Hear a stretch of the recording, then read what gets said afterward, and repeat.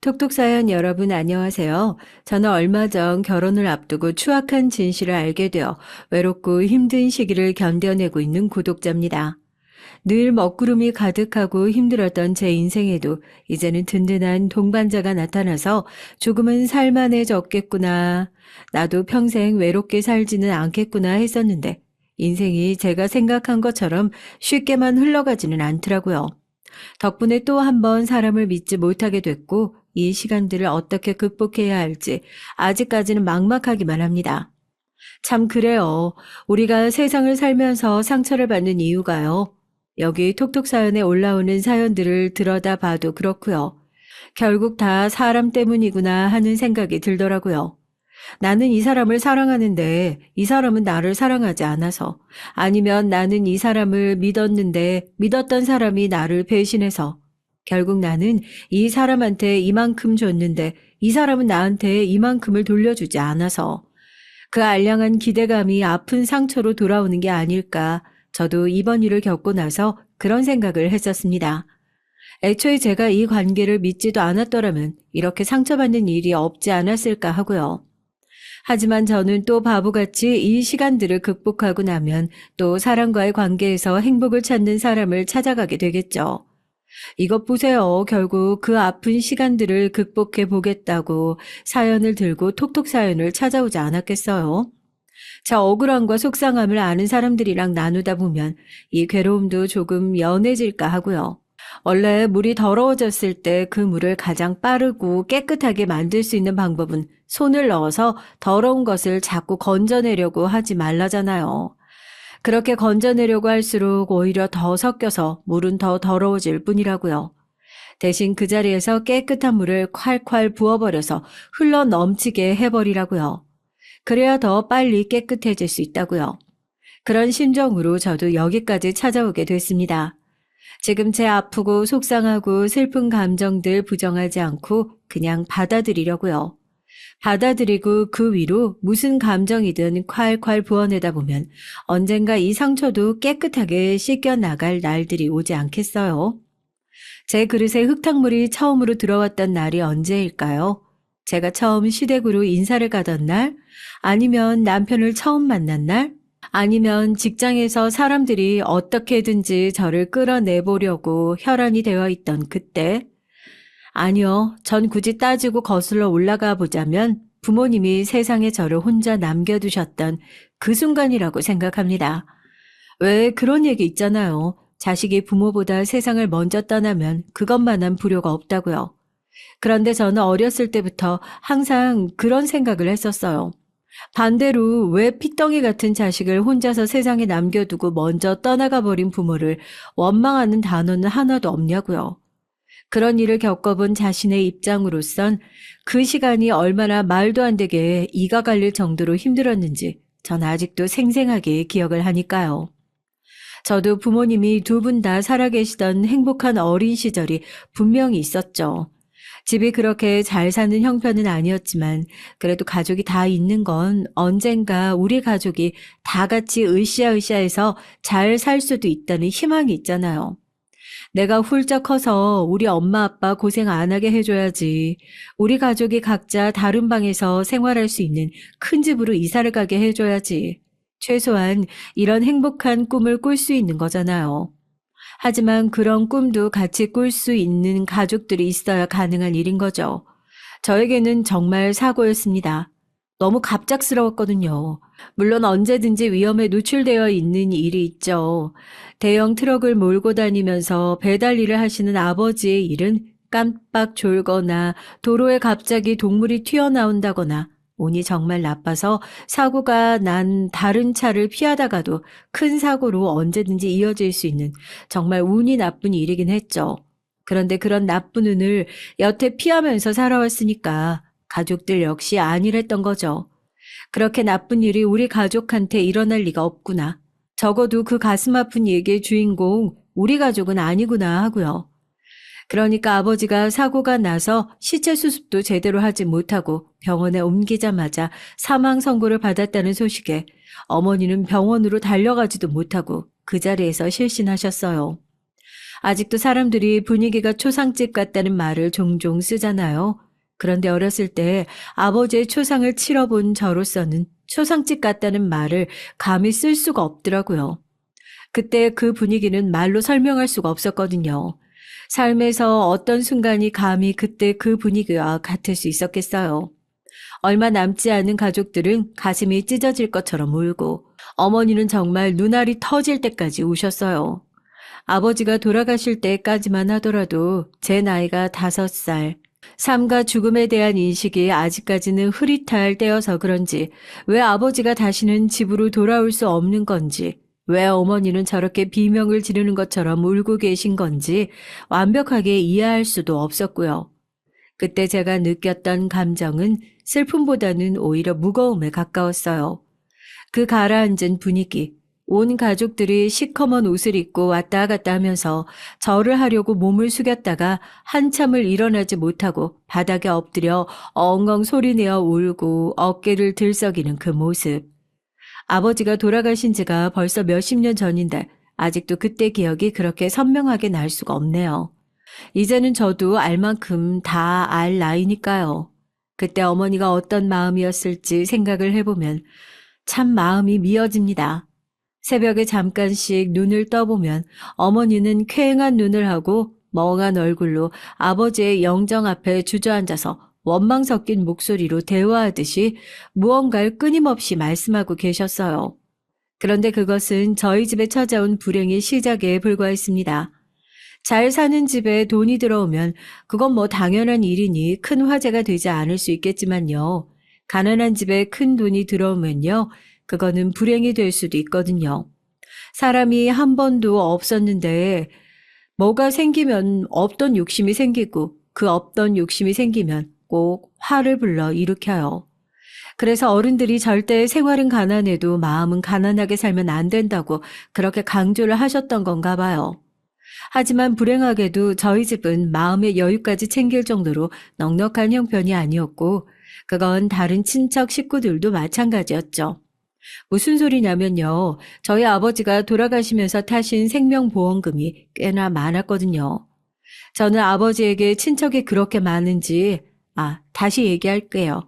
아버지가 도움을 받고 사셨던 친척이 그렇게 많았는지 아버지가 돌아가시고 난 이후에 처음 알았네요. 다들 어디서 연락 한 번 없이 살고 있다가 도움을 주셨던 게 얼마나 억울하셨는지 꼭 이 시점에 찾아오셔야 했는지 모르겠지만 아버지가 돌아가시고 거액의 생명보험금을 수령한다는 얘기를 듣자마자 다들 전국 각지에서 모이셔서 아버지의 장례식장에 찾아오셨습니다. 그리고 마치 맡겨놓았다는 듯이 돈을 내놓아라. 뭐 이런 일로 도왔다. 말도 안 되는 과거 일을 들먹이면서 저희 어머니에게 거액의 돈을 요구하셨던 것 같아요. 참 기가 막힐 노릇이죠. 그때부터 제가 사람에 대한 정념이가 아주 확 떨어졌던 것 같습니다. 사람이라는 게 믿어주면 언젠가 저렇게 뒤통수를 치는구나. 나는 평생 살면서 사람을 절대로 믿지 않아야지 하고 다짐했죠. 저희 어머니가 조금 더 독한 사람이었다면 얼마나 좋았을까요? 그래서 아버지의 생명보험금을 노리고 달려온 하이에나 같은 그 인간들을 조금 더 매몰차게 뺨이라도 올려붙이면서 쫓아낼 수 있는 사람이었더라면 그러면 그때 어머니와 저의 인생이 지금 제 인생이 조금은 다른 길로 갈 수 있지 않았을까 하는 그런 상상을 종종 해보기도 합니다. 하지만 이미 가보지 못한 길을 상상하면서 후회해본들 무슨 소용이 있겠어요. 불행하게도 저희 어머니는 그런 매몰찬 사람도 되지 못했고 나쁜 사람들도 어찌나 다양한 방법으로 남을 괴롭히는 방법을 그렇게나 잘 알고 있는지요. 저희 어머니도 일찌감치 외할머니와 외할아버지가 돌아가시고 가족들이 별 볼 일 없이 살고 있던 터라서 어디 도움도 받을 만한 친척들도 하나 없고 당장 키워야 할 어린 딸은 하나 딸려 있는 상태에 아직 남편의 장례는 채 끝내지도 못한 상황. 옷을 붙들고 늘어지는 친척들을 상대하느라 아마 진이 다 빠지셨을 겁니다. 그냥 하루라도 빨리 그 상황을 끝내고 싶으셨던 마음뿐이었겠죠. 그래도 말입니다. 어머니는 그때 그렇게 일을 마무리하시면 안 됐어요. 홀로 남겨질 딸을 생각하셔서라도 어떻게든지 독하게 마지막 남은 발톱을 세워서 그 사람들과 끝까지 맞서 싸워야 한다고 저는 그렇게 생각합니다. 어떻게 됐냐고요? 아버지의 장례가 끝나자마자 이제는 집까지 쫓아와서 물건을 집어 던지고 무슨 용역 깡패 수준으로 저희를 괴롭히는 친척 식구들의 난동이 일주일쯤 계속되었을 때였을까요? 큰아버지라고 하는 분이 방문을 열더니 기겁을 하면서 뒷걸음질을 치더라고요.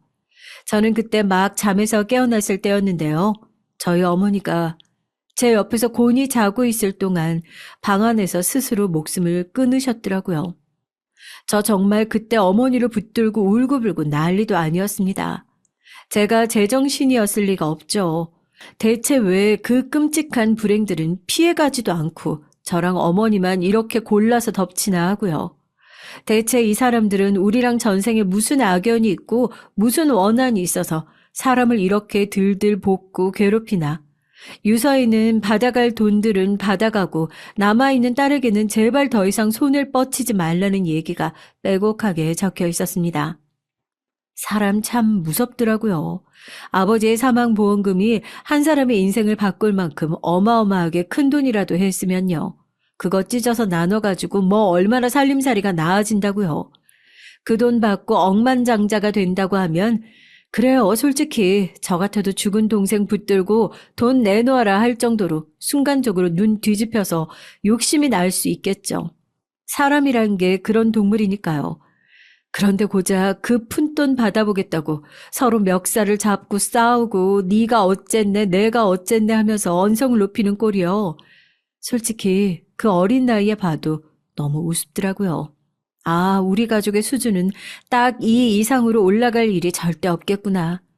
아주 어린 나이에 가족들을 돌보는데도 그런 생각이 가장 먼저 들더라고요. 그때 또 한 번 결심한 게 그거였습니다. 아, 나는 절대 저렇게 살지 말아야지 하고요. 뭐 돈이 얼마나 많든 적든 상관없이 저렇게 추접스럽게 살진 말아야지. 그리고 그때부터 내가 얼마를 가지고 있는지 숨기는 버릇이 생긴 것 같습니다. 아버지가 돈이 있다는 소문이 나니까 연락 한 번 없던 친척들이 그렇게 뭐 야생에서 동물들이 죽고 나면 시체 냄새를 맡고 찾아오는 하이에나 떼들처럼 우르르 몰려오는 꼴을 봤으니까요. 누가 돈이 타는 냄새가 꼭 시체 타는 냄새랑 똑같다고 그러더니 결국에 돈 냄새를 맡으면 저렇게 비겁한 사람들이 우르르 몰려오게 되어 있구나 하고 그때부터 내가 10원 한 장을 가지고 있든 10,000원 한 장을 가지고 있든 억만금을 가지고 있든 그걸 절대 밖으로 내비치지 말자 그렇게 결심을 했던 것 같아요. 참 어린 나이에 볼 꼴 못 볼 꼴 많이 보면서 일찌감치 배울 필요도 없는 것들을 너무 많이 배웠다 싶네요. 이제 생각해 보니까. 그런 일을 겪고 나면 친척들이 양심이 있으니까 그래도 슬슬 물러가지 않았겠냐 하시는데 애초에 그 정도로 양심이 있는 사람들이었으면 연 끊고 살던 동생의 장례식에 그렇게 무례하게 들이닥치지도 않았겠죠. 그 사람들이 가지고 있는 최소한의 양심은 그거더라고요. 어머님의 장례식은 본인들이 치러주겠다고요. 제 어머니가 누구 때문에 죽었는데 누가 누구 장례를 치러준다는 건지 그걸 뭐 선심이라도 쓴다는 듯이 얘기를 하는 꼴이 너무 역겹고 짜증났지만 제가 그때 무슨 힘이 있었겠어요. 돈은 또 어디 있고요. 그렇게 친척들이 도와주지도 않는 이상 저는 고아원으로 가야 하고 어머니는 정말로 어디 무연고자로 장례를 치르기라도 해야 할 판인데 그럴 순 없잖아요. 내가 정말 무슨 수를 써서라도 성공해서 이 사람들 얼굴을 똑똑히 기억해놨다가 지금 이때 겪었던 수모를 꼭 다 돌려줘야겠다. 이 생각을 하면서 아버지를 떠나보낸 지 몇 년도 지나지 않아서 그렇게 또 한 번 저는 어머니의 장례를 치러야만 했습니다. 아버지의 장례식장에서 눈물이 안 났는데 어머니 장례식장에서는 정말 눈물이 비처럼 쏟아지더라고요. 억울해서요. 서러워서요. 세상이 나한테 이 정도까지 시련을 주면서 네가 정말 사나 죽나 이렇게까지 내가 힘들게 하는데 어디 버티나 보자 시험을 해보는 것 같은 생각도 들었다니까요. 그래서 울면서 제가 그때 매일같이 잠에 들려고 누우면 눈물이 줄줄 나왔었거든요. 정말 이대로 죽어버릴까, 다 포기하고 나도 어머니 곁으로 가버릴까, 이런 생각도 했었고요. 그럴 때마다 이를 갈고 참았습니다. 이게 세상이 나한테 주는 시험이라면 내가 어떻게든지 꾸역꾸역 살아내서 버텨주마 하고요. 내가 절대 죽나 봐라. 어떻게든 살아서 나를 못살게 괴롭혔던 놈들한테 하나하나 이거 똑같이 다 갚아주마. 그러면서 참았어요. 당장 아버지도 어머니도 안 계시는 상황에서 세 식구가 같이 살던 집만 덩그러니 남아있는 상황이었죠. 아무리 그래도 제 나이가 있는데요. 그 어린애가 어떻게 혼자서 밥을 해먹고 학교를 다니고 하겠어요. 말이 안 되는 일이었죠. 저한테도 나름대로 보호자가 필요한 상황이었는데 그게 저희 고모님이셨어요. 저한테도 그렇게 돈 뺏는데 혈안이 되어 있는 못된 친척들만 있었던 건 아니고요. 사실 고모님은 어머니 아버지가 살아계실 당시에는 저희와 그렇게 가까웠던 친척이 아니었어요. 제가 기억을 하기로는 고모님께서 굉장히 저희 집을 못마땅해 하시는 그런 것으로 기억을 했거든요. 일찌감치 이혼을 하시고 애도 없이 혼자 사셔서 제가 가끔씩 집에 가면 본인은 애가 뛰어다니는 게 딱 질색이라고 세상에서 제일 듣기 싫은 소리 두 가지가 애 웃음소리랑 애 울음소리니까 아무 소리도 내지 말고 구석에 얌전히 앉아있으라고 맨날 그런 소리를 하시니까 저도 그 집에 놀러 가는 것 자체를 엄청나게 싫어했었거든요. 무서워하기도 했고요. 그런데 어머니가 그렇게 돌아가시고 나서 저를 가장 먼저 찾아와 손을 내밀어 주셨던 건 다름 아닌 그 말도 안 되게 무서우셨던 고모님이었어요. 이래서 책임도 못 질 애는 낳지도 말았어야지. 이렇게 애만 덩그러니 놔두고 책임도 없이 그렇게 훌쩍 가버릴 거면, 애초에 뭐하러 낳았어? 예, 너 여기서 혼자 어떻게 살려고 그러니? 딱 봐도 니네 엄마 아빠 귀신 나오게 생겼다. 일어나. 이제 생각해보니까 참 감사하더라고요. 고모님이라고 형편이 뭐 여유로우셨겠어요. 말씀드렸잖아요. 저희 친척들이 사는 게 많이 각박하고 어려우니까 그 작은 돈에도 서로 멱살 잡고 쥐어뜯을 정도로 그렇게 각박했었던 거라고요. 그런데 그런 상황에서 덜컥 나서서 애를 거두겠다고 하는 고모님이 솔직히 저는 조금 못 믿었기도 했어요. 어머니랑 아버지와 함께 살던 이 집을 고모님이 차지하려고 그러시는 거 아닐까 의심도 했고요. 그래서 어린 마음에 고모님도 못 믿겠다고 결국에 이 집 차지하려고 그러시는 거 아니냐고 소리로 고래고래 질렀다니까요. 결국에 이 집에서 귀신 나온다 뭐한다 이런 헛소문 지어내셔서 저 이 집에서 쫓아내시고 고모님이 결국에 이 집 팔아버리시려고 그러시는 거 아니에요? 저도 이제 다 알아요. 어른들한테 이제 더 이상 안 속는다고요. 저 이 집에서 한 발자국도 안 움직일 거예요. 사람 불러서 포크레인으로 이 집 파버리든 이 집에 불을 질러서 태워버리시든 저 여기서 꼼짝도 안 할 거니까 저를 같이 파버리시든 태워버리시든 마음대로 하세요. 제 말에 고모님은 화들짝 놀라시더라고요. 이게 대체 무슨 소리냐고요.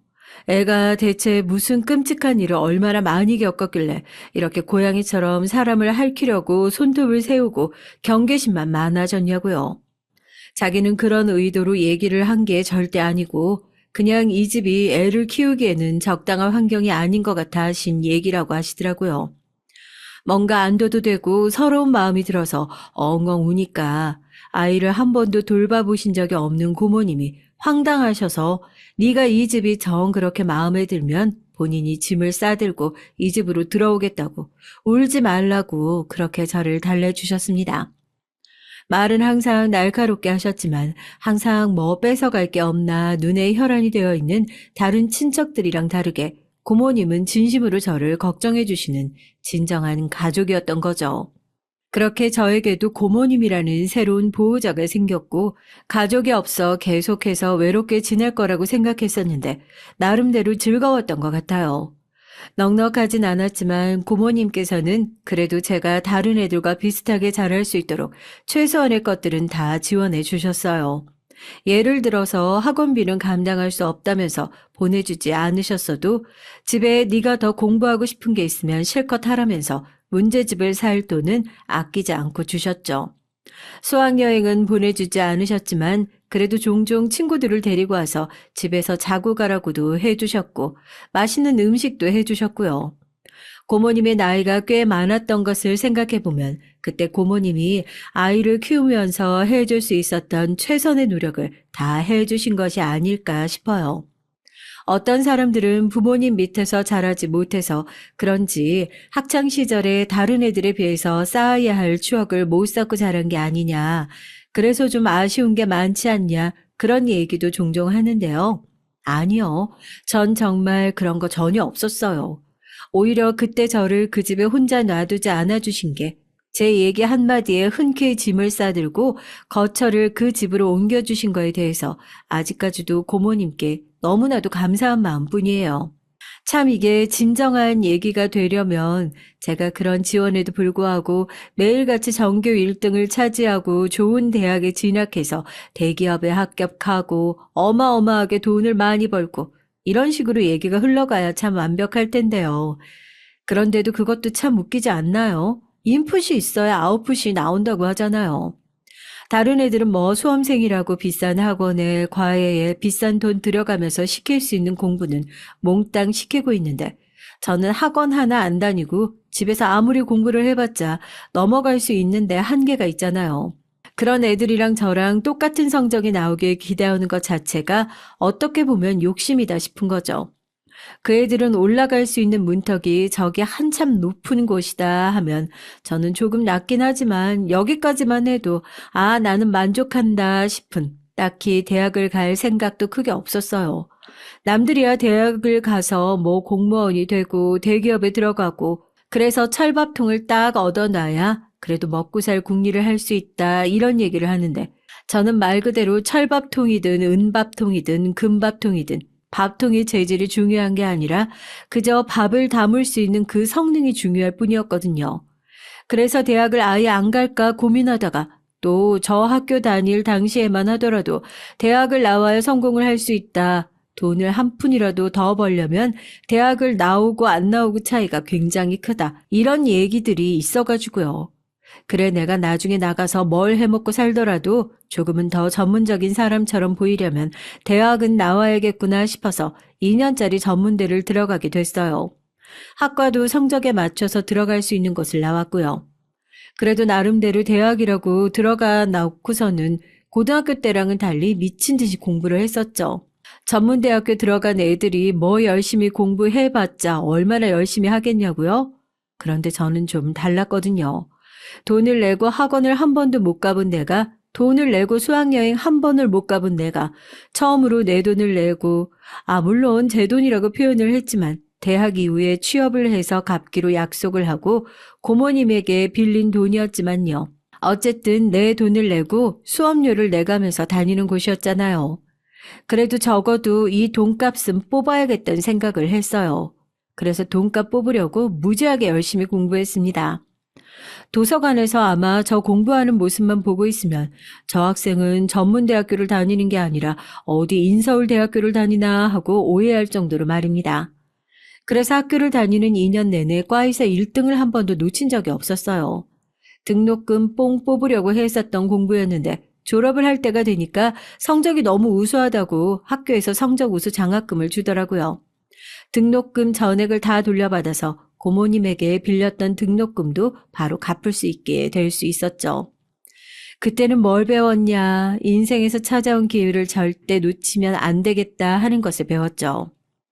그런데 뭐 전문대학교에서 수석으로 졸업을 했다고 해서 제 인생에 드라마틱하게 달라지는 변화는 없었습니다.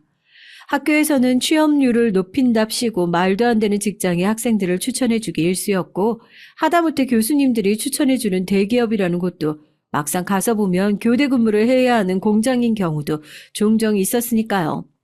톡톡 사연을 보면 정말 공부만 열심히 하셔서 인생을 새롭게 사시는 분들이 많은 것 같은데 개인적으로 너무 존경스러워요. 물론 저 역시도 그렇게 열심히 살아봤던 적이 있긴 하지만 그렇게 본인에게 찾아온 운을 잘 알아차리고 붙잡는 것도 제가 살아보니까 엄청 센스다 싶더라고요.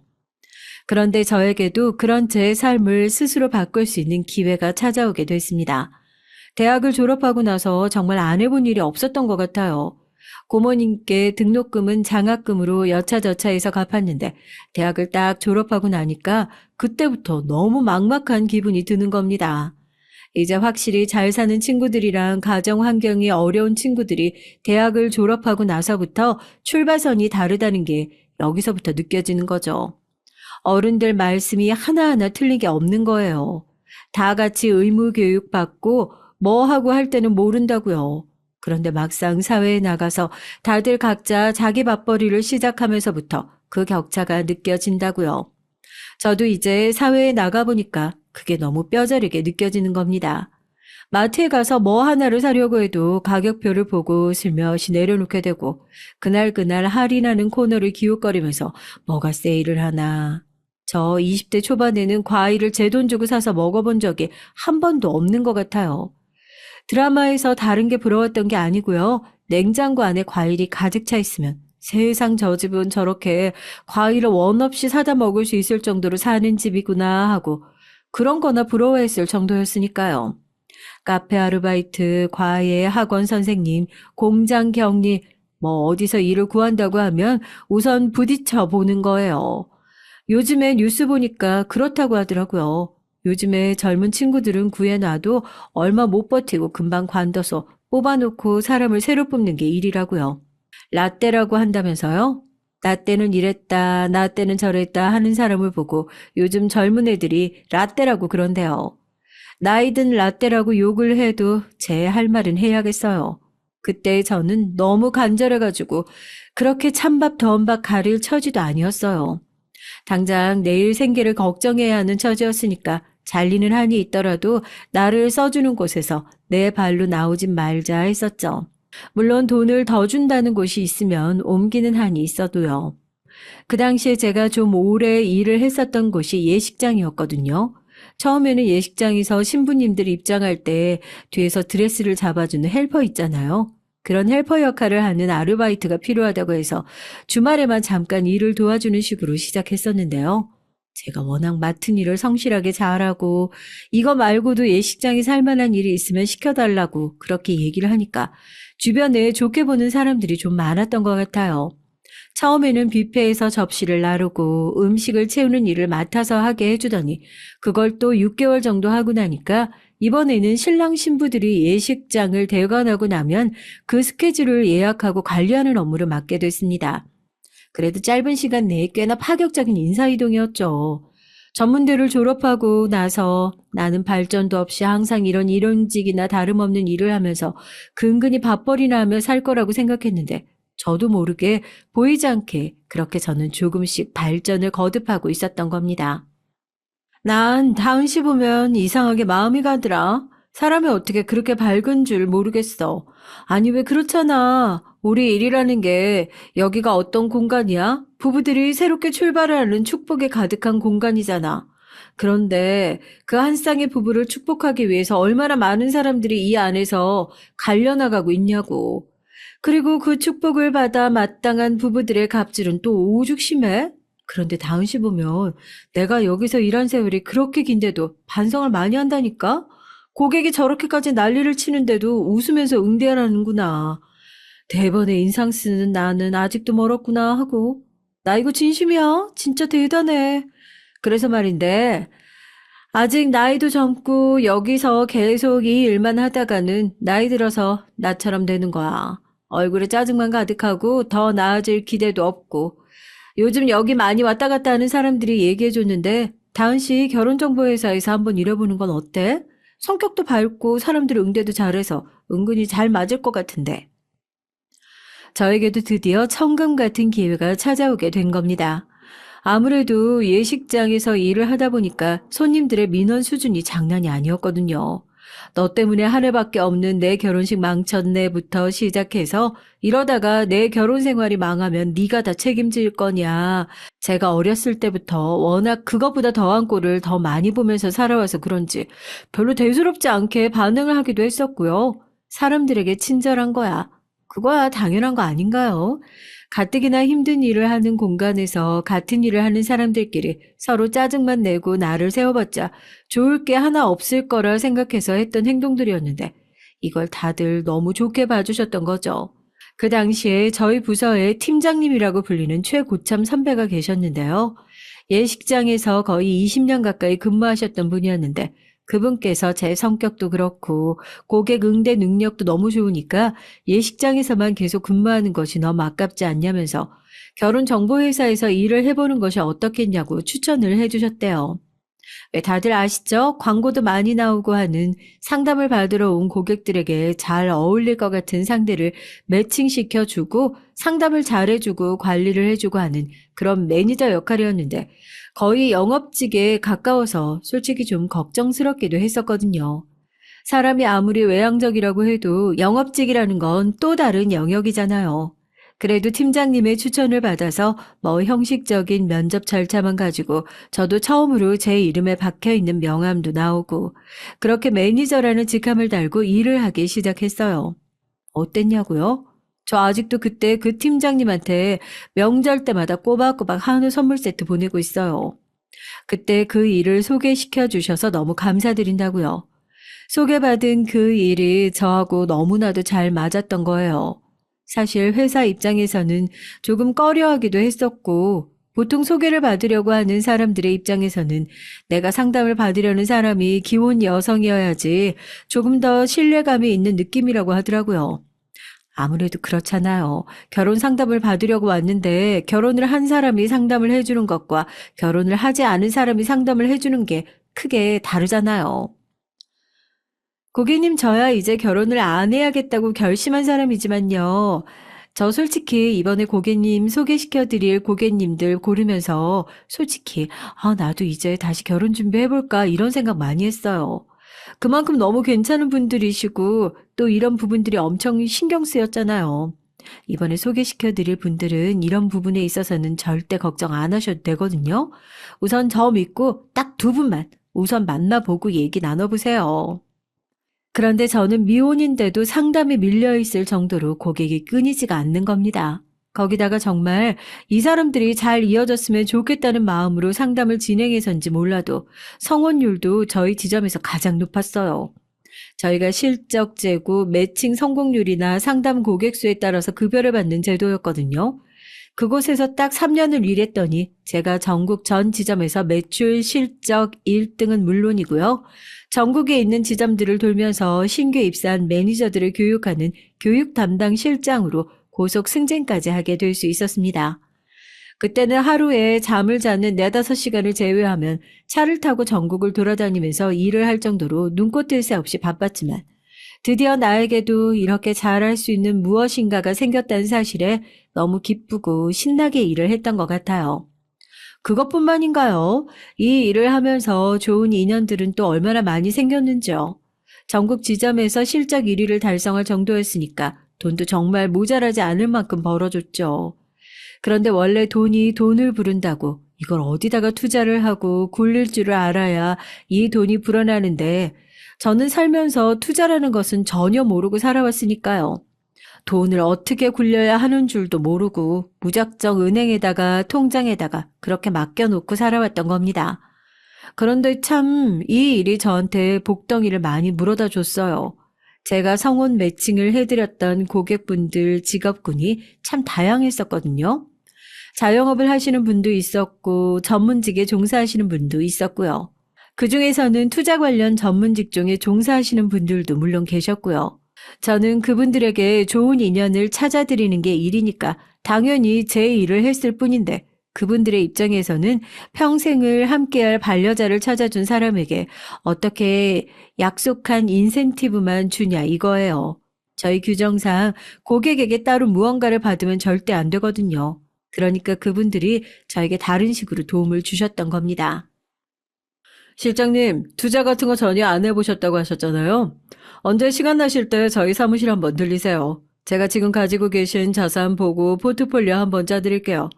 아시죠? 저 예약 잡으려면 실장님만큼이나 힘든 사람인 거. 다른 사람도 아니고 실장님이니까 해드리는 거예요. 시간 날 때 꼭 한번 오세요. 꼭이요.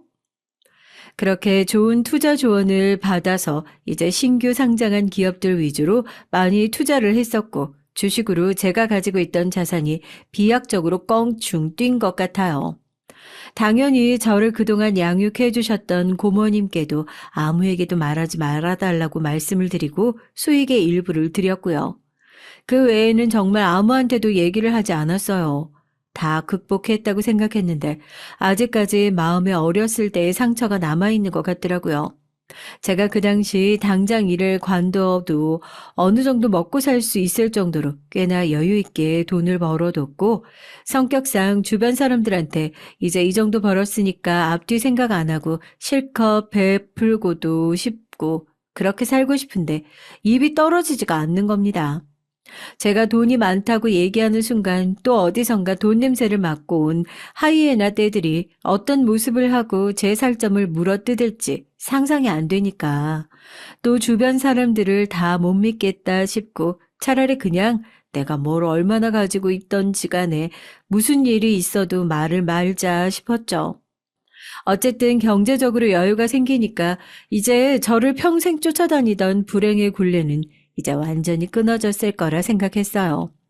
이제 저도 마트에 가서 먹고 싶은 과일 가격표를 보지 않고 카트에 담을 수 있을 정도로 여유로운 삶을 살고 있다고 생각했으니까요.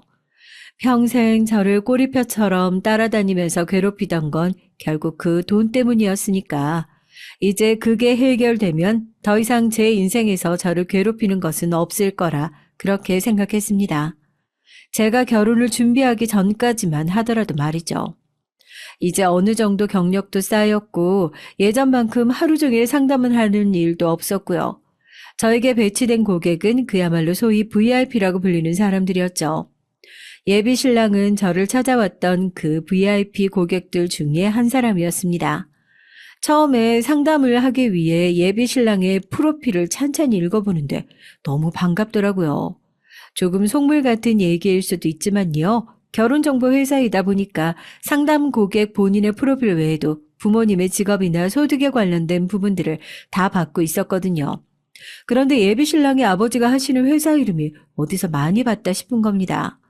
아무래도 VIP니까 유명한 회사를 운영하고 있나 보다 그랬는데 다시 한번 자세히 보니까 저와 고모가 꽤나 큰 돈을 투자하고 있는 회사더라고요. 처음에는 그렇게 단순한 호기심으로 응대를 하게 됐어요. 당연히 상담을 하면서 이 회사에 제가 거액의 금액을 투자하고 있습니다. 그런 쓸데없는 얘기는 절대 안 했죠. 그런데 예비 신랑의 눈이 얼마나 높은 건지 소개시켜주는 여자들마다 퇴짜. 그러니까 저도 이 일을 하는 입장에서 은근히 도전 정신이 생기는 거예요. 보통 고객님들의 성향이나 취향을 완벽하게 파악해서 잘 어울리고 또 좋아할 것 같은 분들을 소개시켜 드리기 때문에 아무리 까다로운 사람이라고 하더라도 매칭 실패가 3번을 넘어간 적이 없었거든요. 그래서 제가 여태까지 이 정도의 실적을 유지할 수 있었던 거고요. 어려운 고객이라는 소문은 익히 들어 알고 있었지만 설마 이 정도까지 까탈스럽게 굴 거라고는 생각을 못해서 저도 처음에는 적잖이 당황했습니다. 대체 어떤 사람인지 내가 정확하게 알지 못하는 부분이 있는지 다시 차근하게 파악을 해보자 싶어서 상담 시간을 조금 더 늘리기로 했어요. 예비 신랑은 이렇게 얘기를 해서 본인을 제대로 파악하기가 어렵지 않겠냐면서 회사 외의 사적인 공간에서 상담을 몇 번 더 추가적으로 받을 것을 제안했습니다. 아예 없었던 경우는 아니어서 저도 흔쾌히 승낙을 했었고요. 그때까지만 해도 저는 뭔가 예비 신랑은 풀기 어려운 과제 정도로 생각하고 있었던 것 같아요. 그런데 몇 번 더 만나보고 나니까 알겠더라고요. 이 사람이 왜 여태까지 소개시켜준 여자들을 족족 돌려보냈는지요. 관심이 그쪽이 아니라 저한테 있었던 거였어요. 말이 좋아 상담이지 상담은 저랑 만나기 위한 핑계일 뿐이고 거의 데이트와 가까운 시간을 보냈습니다. 저도 솔직히 할 말은 없는 게요. 물론 제가 불쾌하고 싫었다면 규정상 만나면서 안 되는 이유를 얼마든지 들어서 그 자리를 피할 수 있었겠죠. 더군다나 예비 신랑의 경우에는 회사에서 따로 공을 들여 관리하고 있는 고객 중 한 사람이었으니까요. 그 말인 즉슨 저도 그 사람이 그렇게 싫지만은 않았다는 겁니다. 거절할 이유가 단 한 가지도 없는 사람이었어요. 돈이 없어서 언제든지 내 돈을 누릴 수 있는 사람이냐? 이 사람은 오히려 어렸을 때부터 여유 있게 컸던 사람이어서 돈에 대한 욕심이 전혀 없는 사람이었고 함께 있을 때 아랫사람들을 대하는 것만 봐도 그 정도는 금방 눈치챌 수 있는 부분이었고요. 대화도 잘 통하겠다. 누가 드라마 각본을 써준 것도 아닌데 취향은 또 왜 이렇게 잘 맞는지요. 솔직히 한번 좋아하기 시작하면 좋은 이유든지 10가지도 100가지도 핑계를 댈 수 있는 거 아니겠어요? 인정하고 싶진 않지만 그때 당시에는 저도 예비신랑에게 말로는 설명할 수 없는 콩깍지 같은 것에 씌여 있었던 것 같습니다.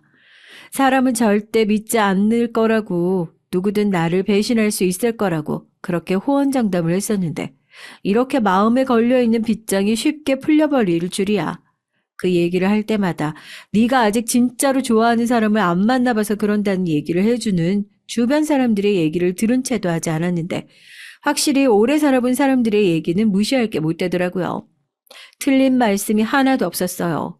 그렇게 미모의 결혼정보회사 커플 매니저로 살아오던 저는 예비신랑을 만나서 연인 사이가 됐고 그때까지만 하더라도 저에게 간이고 쓸개고 다 빼줄 기세로 푹 빠져 있었던 예비신랑은 나이도 있는 사람들끼리 연애를 오래 해서 뭐 할 거냐, 최대한 빠른 시일 내로 결혼을 준비하자면서 양가에 인사를 가자는 얘기를 했습니다. 그 모습을 보고 순간 덜컹하더라고요. 그러니까 이 사람은 정말 아무런 악의도 없는 겁니다. 본인이 평생을 너무 당연하게 다 누리고 살아온 것들이고 너무 완벽한 환경 속에서 자라와서 본인 주변에 있는 사람들도 당연히 그런 것들을 다 똑같이 누리고 살아올 거라고 생각하는 거죠. 그러니까 양가 부모님들에게 인사를 가자는 얘기도 저에게는 당연히 든든하게 제 뒷바라지를 해주는 부모님이 있을 거라는 전제하에 정말 악의 없이 했던 얘기였어요. 결혼 얘기까지 나온 마당에 언제까지 속일 수도 없고 정말 이런 이유로 헤어짐을 결심하는 남자라면 저도 진작에 헤어지는 게 더 옳은 선택이니까요. 솔직하게 예비 신랑에게 제 가정사를 털어놨습니다. 나 당신이 생각하는 것만큼 그렇게 여유로운 환경에서 살던 적도 없고 부모님도 두 분 다 안 계세요. 내가 그렇게 여유로운 환경에서 자랄 수 있었으면 이런 일을 했을 리도 없겠죠. 다른 부잣집 딸들처럼 공주님처럼 그렇게 명함만 파고 할 수 있는 일들 했겠죠. 정말 생계를 위해서 열심히 살았던 거예요. 부모님 대신 고모님이 길러주셨고 대신 내 힘으로 여기까지 왔어요. 실망했어도 이런 걸 속일 순 없잖아요.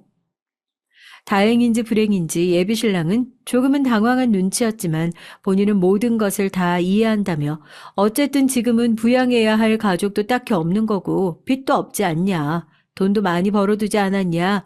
지금 잘 살고 있으면 되는 거라며 본인도 아버지께서 일찌감치 이혼하시고 나이 어린 새어머니랑 사는데 3년째 이혼만 안 했지 별거 상태로 계속 지내는 중이라면서 사연 없는 집이 어딨겠냐 얘기를 하더라고요. 아버지께는 본인이 잘 얘기를 할 테니까 걱정하지 말고 편한 마음으로 인사를 가자고 해서 전 정말 그런 예비 신랑의 얘기를 철석같이 믿었습니다. 제가 그동안 인생에서 그렇게 고생을 했던 대가가 이렇게 이해심 넓은 가족이라면 제가 그동안 해왔던 고생은 고생이 아닌 것처럼 받아들일 수도 있다. 그렇게까지 생각을 했었다니까요. 결혼이 아니더라도 회사는 이제 슬슬 정리를 할 생각이어서 그동안 정들었던 직원들과 인사를 하고 사직서를 내고 저도 결혼 준비를 시작했어요.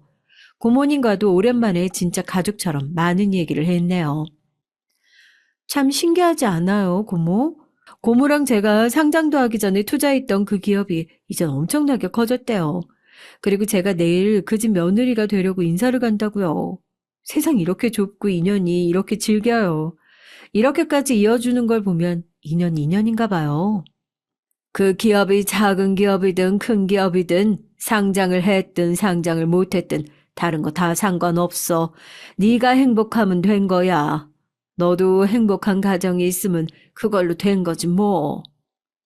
말없이 제 손을 잡아주시는 고모님 덕분에 눈물이 찔끔 나오더라고요. 그렇게 저는 처음으로 예비시댁에 인사를 드리러 가게 됐습니다. 양손에 선물을 가득 들고 예비시댁의 문턱을 처음 넘었어요. 잔뜩 긴장한 제 모습을 보면서 예비신랑은 걱정하지 말라면서 본인이 아버지에게 잘 얘기를 해두었다고만 했지만 그렇다고 어디 긴장이 쉽게 풀리나요? 대궐 같은 집 안으로 들어갔는데 아무래도 마중을 나와주는 사람이 없을 때부터 뭔가 이상하다는 것을 진작에 눈치챘어야 하는데요. 혹시 잠깐 자리를 비우신 건가 하고 둘러봤는데 거실에는 잔뜩 화가 나신 예비 시아버지께서 꼼짝도 않고 자리에 가만히 앉아 계셨습니다. 저희가 오는 소리를 혹시 못 들으신 건가 하고 다시 한번 소리내어 인사를 했는데도 저희 쪽을 쳐다보지도 않으시는 게 뭔가 이상하다 싶어서 예비 신랑에게 아버님께서 왜 그러시는 거냐고 물었죠. 예비 신랑도 당황해서 아버님에게 달려가 인사하러 왔는데 왜 그러시는 거냐고 팔을 붙으니까 그제 아버님은 큰 목소리로 고함을 치시면서 예비 신랑을 내리치셨습니다. 네 놈이 감히 나한테 거짓말을 해? 넌 네 아버지를 뭐라고 생각하는 거야? 뭐? 장인어른이 MBA 수료를 해? 장모님이 미술관 관장이야? 그 얘기를 들으니 이제야 예비 며느리가 인사를 왔는데도 대문까지 나와보지 않은 예비 시아버지가 이해가 되더라고요. 자기가 잘 얘기했다고 하던 예비 신랑은 저희 부모님이 두 분 다 계시지 않다는 것을 비밀로 할 모양이었나 봅니다. 되지도 않는 거짓 이력을 만들어서 예비 시아버지에게 거짓말을 한 걸 보면요. 저희 회사에 확인만 해봐도 저희 부모님 안 계시다는 사실은 금방 들통날 일이었으니 아마 그렇게 아신 거겠죠. 예비 시댁에서 그 결혼정보 회사에 가져다 준 돈만 해도 얼만데요. 예비 신랑은 당황해서 저와 예비 시아버지의 눈치를 번갈아 보면서도 본인이 다 해명하겠다고 했지만 이미 화가 잔뜩 난 예비 시아버지를 말릴 수 있는 사람은 그 자리에 아무도 없었습니다. 근본도 없는 고아년이 여기가 어디라고 찾아와? 왜? 너도 남자 하나 제대로 물어서 팔자 한번 펴보고 싶었어? 하여튼 여자들은 이기 집에나 저기 집에나 남들 등에 빨대 꽂아보려는 꽃뱀들밖에 없어가지고 너는 네 애비가 그렇게 당한 꼴을 보고도 이런 여자를 집에 들이고 싶더냐? 뭐해? 당장 안 나가고 지금 나랑 뭐 시위라도 하자는 거야? 결국 본인의 분을 이기지 못하고 소파에서 벌떡 일어난 예비 시아버지는 모멸감에 그 자리에 우뚝 서 있는 제 뺨을 내리쳤습니다. 예비 신랑은 본인의 아버지 하나 제대로 말리질 못하는 등신이었고요. 행복하고자 하는 생각밖에 없었는데 내가 왜 여기서 이 사람들에게 이런 굴욕을 당하고 있어야 하는 건지 참 기가 막혔습니다. 그런데 이대로 저도 맞고만 있을 수는 없잖아요. 한 대를 맞았으면 두 대를 되돌려주는 게 인지상정 아니겠어요? 투자한 기업이 얼마나 잘 컸는지 보고 싶은 마음도 있었는데 대표이사가 개차반인 꼴을 보니까 여기도 얼마 못 갈 회사인 것 같네요. 김숙희 씨라는 이름 들어보셨나요? 그분이 저희 고모님인데 저랑 같이 이 기업에 투자를 하셨거든요. 지금 제가 이 문 밖을 나가는 순간 김숙희 씨라는 이름과 김다은이라는 이름으로 된 주식은 이 회사에서 그대로 빠져나가는 거니까 그거 하나는 똑똑히 알아두세요. 당신이 오늘 때린 고아년이 가지고 있는 지분 하나로 당신 회사가 휘청하는 꼴 똑똑히 보여줄 테니까. 제 말에 사색이 된 예비 신랑은 예비 시아버지를 붙잡고 난리가 났죠. 저 사람 아버지 회사 최대 주주잖아요. 김숙희랑 김다은이요. 뭐? 이 멍청한 놈아, 너는 왜 그런 중요한 사실을 이제 얘기해서 아이고 내가 못 살아. 아이고. 뒷목을 잡고 당장이라도 쓰러지려고 난리를 치는 예비 시부를 비웃어주면서 저는 그 집을 유유히 떠나왔습니다. 당장 모셔오라고 소리를 치는 목소리가 집안에서 들려왔지만 전 이미 택시를 타고 나온 뒤였어요. 인사를 간다던 조카가 너무나도 빨리 돌아온 것을 보고 고모는 제게 무슨 일이 있었던 거냐 물으셨고 저는 예비시댁에서 있었던 일을 빠짐없이 들려들었습니다. 그리고 어떻게 됐냐고요? 그 대표이사 손 잘못 놀린 대가 톡톡히 치렀죠. 주주들 모아서 이사회 열어 대표이사직에서 잘린 건 물론이고 그 뒤에 저한테 어떻게든지 연락을 해서 줄을 대보려고 사정사정을 했는데도 절대 받아주지 않았어요. 고모는 차라리 잘 됐다고 그러세요. 이제 차라리 고모랑 같이 평생 사업이나 하면서 지내자고요. 저도 차라리 홀가분합니다. 평생 사람들 이어줄 궁리만 하면서 살았는데 이제는 진정한 제 행복을 고민해보는 시기를 가져볼까 하고요. 결혼은 잃었지만 더 큰 행복을 찾았으니 이제 정말 제 불행의 굴레를 완벽하게 끊어냈다고 해야 맞겠죠? 안녕하세요. 저는 광역시에서 요식업을 하며 식당을 몇 개 운영하고 있는 40대 여자입니다. 예쁜 딸아이를 하나 키우고 있고요. 남편과는 같이 살고 있지 않아요. 10년 전쯤에 이혼을 했거든요. 근데 지금에 와서 남편은 저에게 시비 아닌 시비를 걸며 겨우 성공을 이뤄낸 제 인생을 방해하기 시작했습니다. 저는 지긋지긋한 남편을 제 인생에서 확실히 치워버리고 제 명예도 찾고 싶어요. 갑자기 왜 명예 타령인지 말이 좀 이상하죠. 지금부터 제 얘기 잘 들어봐 주세요. 결혼 전 남편은 시원시원하고 화끈한 성격을 가지고 있었어요. 뭐든 1초도 고민하지 않고 일단 한번 밀어붙이고 보는 스타일이었달까요? 전 너무 착하고 여기저기에서 해오는 부탁을 거절하지 못하는 우유부단한 성격인 아빠와 그런 아빠를 너무나도 답답해하면서 혼자 뒷수습을 하느라 갖은 고생을 다 하신 엄마 손에 컸어요. 그래서일까요? 아빠와 정반대 성향인 남편이 참 좋았거든요. 추진력 있고 박력 있고 남자답고 게다가 시부모님들께서도 저를 너무 반겨주시는 바람에 저는 그 집의 일원이 되고 싶다는 생각에 사로잡혔던 것 같아요. 남편은 단점도 분명 있었지만 다 괜찮다고 생각했죠. 그중 하나가 금전적인 문제였는데 저도 그렇지만 남편은 정말 가진 게 별로 없었거든요. 둘이 합쳐서 고작 3천만 원 세 방에서 신혼을 시작했고 결혼하자마자 첫째가 생겼어요. 너무 없이 시작했고 아이도 덜컥 생겨서 그런지 남편은 늘 돈돈거리기 일쑤였어요. 한 달에 생활비라고는 50만 원 주는 게 전부였고 어떤 날은 담뱃값이 모자란다. 어떤 날은 어디 공과금을 내야 한다. 그마저도 푼돈을 조금씩 뜯어가며 줬다 뺏는 게 일상이었죠. 그 돈으로 어떻게 두 식구, 아니 뱃속의 아기까지 세 식구가 한 달 살림을 꾸려 나갈 수 있었겠어요. 마침 시어머니는 동네에서 조그맣게 분식집을 하고 있었죠. 저는 생활비를 조금이라도 더 보태고 싶은 마음에 임신 중일 때부터 어머님 식당에서 일을 나가곤 했어요.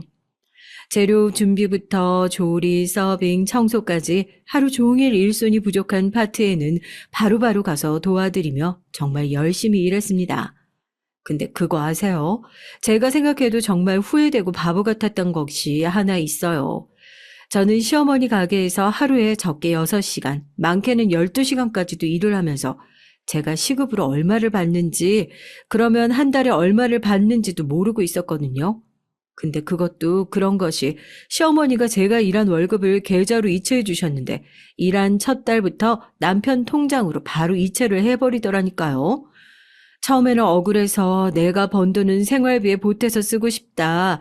내가 일한 돈은 내가 직접 받고 싶다 따졌는데 남편은 원래 부부란 경제권을 가진 사람이 수입을 모두 관리를 해야 한다고 했어요. 둘 다 벌어들이는 날짜와 금액이 다른데 이게 분산되면 결코 돈이 모이지 않는다고요. 자기가 책임지고 적금도 들고 해서 목돈을 불리도록 관리할 테니까 본인에게 모든 수입이 들어오고 계획을 세워서 저에게 일정 금액을 생활비로 주는 게 맞다고요. 제가 멍청해 보일 수도 있겠지만 그땐 정말 남편 말이 옳다고 생각했어요. 저라면 대체 한 달에 생활비를 얼마나 써야 할지, 적금은 또 얼마를 들어야 할지 아무것도 혼자 딱딱 결정하기가 힘들었을 것 같은데 남편은 마치 머릿속에 커다란 계산기가 들어있는 듯 빠르게 셈을 따져보고 바로 실행해버리는 편이었으니까요. 생활비가 너무 쪼들릴 땐 내심 적금에 들어가는 돈이 좀 과한 것 같다는 생각이 들기도 했었는데 뭐 어쨌거나 생활비로 쓰면 이래저래 다 나가버리고 말 돈 조금이라도 졸라매서 저축하는 게 나쁠 건 없잖아요. 얼른 우리 세 식구 좋은 집으로 이사 가면 좋겠다는 생각에 알겠다고 해버렸죠. 그러고 저는 시어머니 가게에 나가서 돈 벌고 살림하던 중에 아이를 낳았고 산후조리를 하는 동안에는 일을 나가지 못했어요.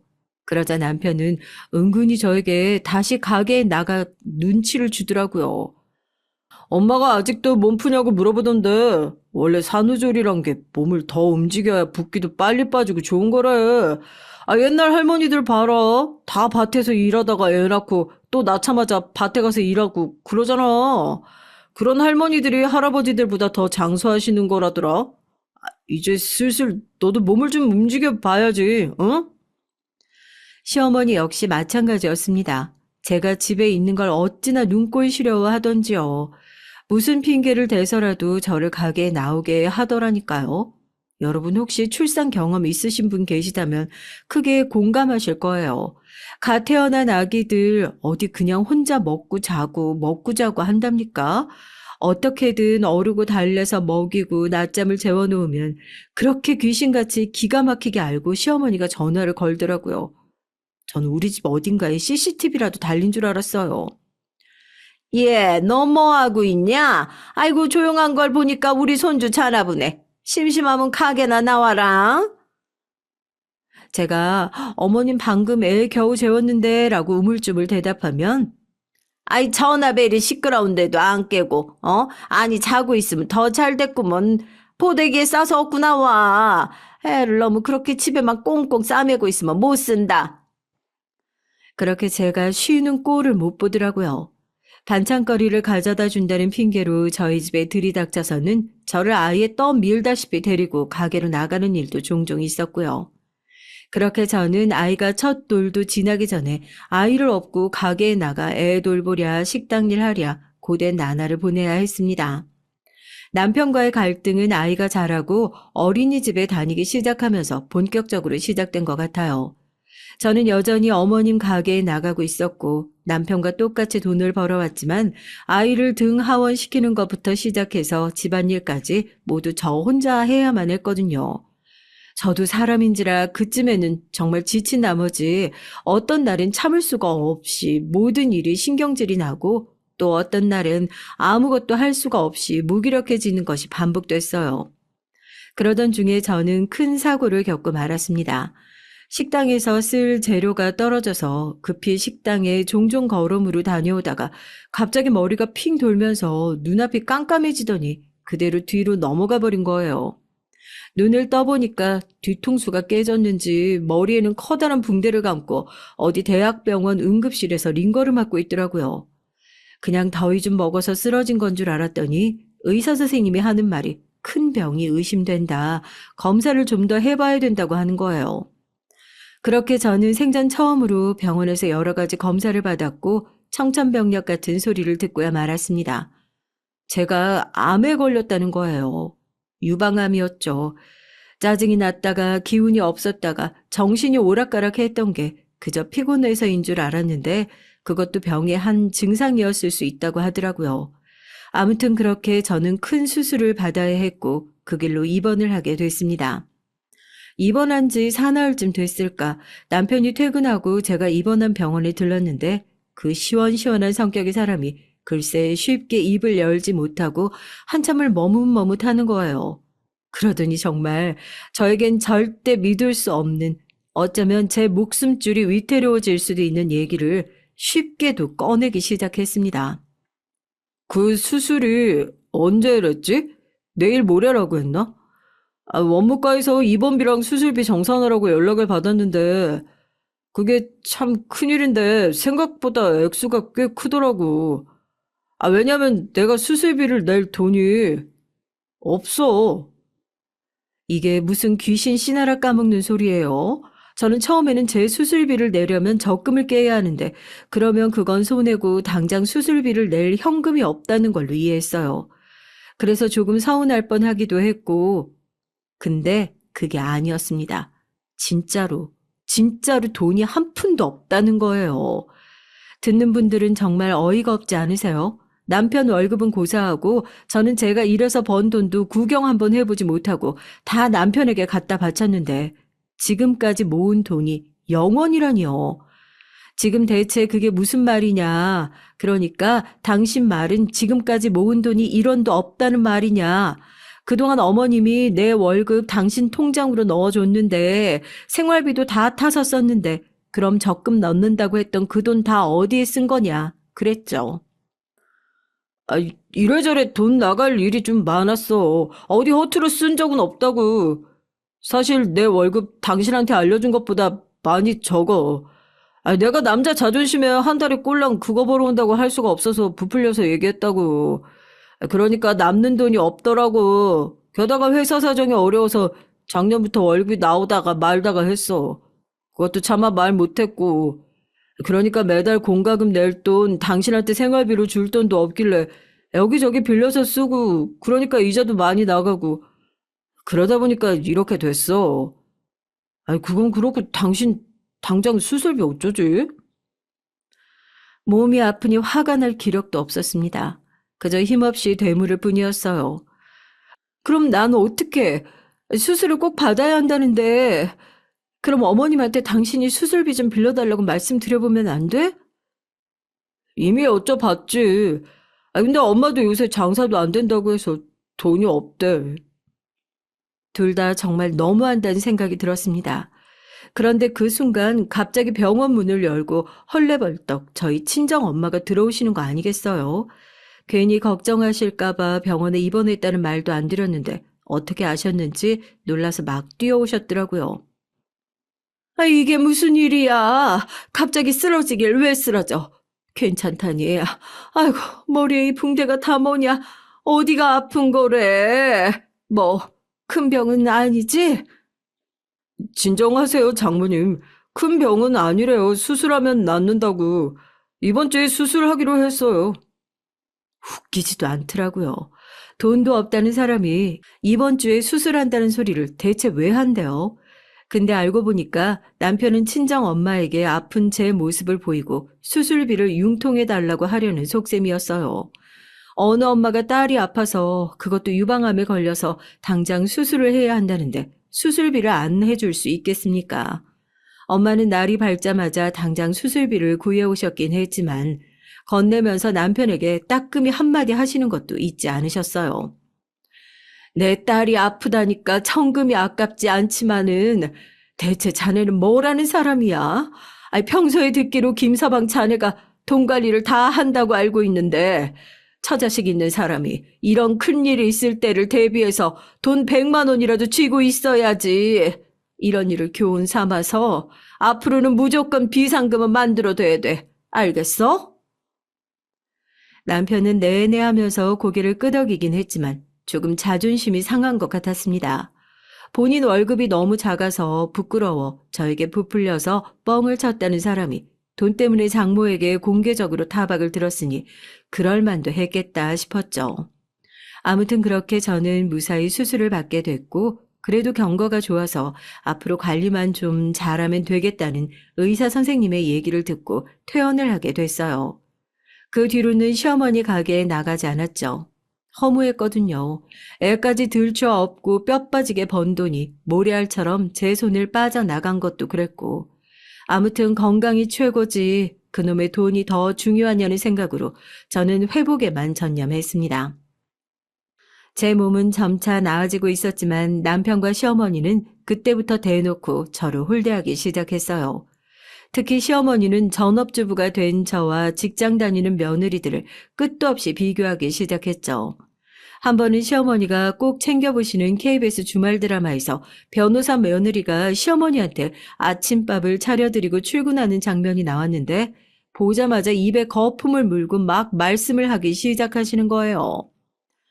요즘 세상에 전업주부 하는 여자들 없지. 아이고 저 며느리 봐라. 변호사야 변호사.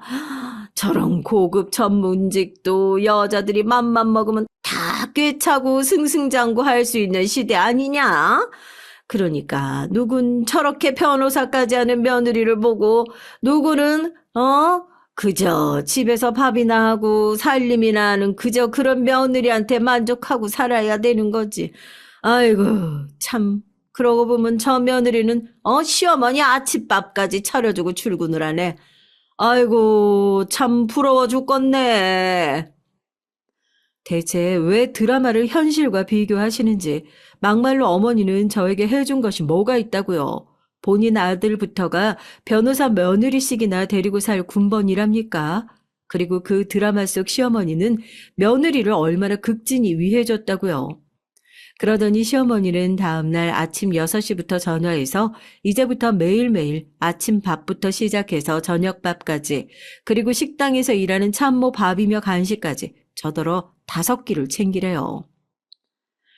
사람이 빈둥빈둥 놀면 못 써. 뭐라도 해야지. 너 앞으로 삼시세끼 밥 담당, 청소 담당하거라. 밖에 나가서 돈 버는 사람은 모쪼록 집에서 해주는 대접을 얼마나 잘 받고 다니는지가 티가 다 나는 법이야. 남편도 절 그렇게 구박했냐고요? 아니요. 남편은 시어머니와는 좀 달랐어요.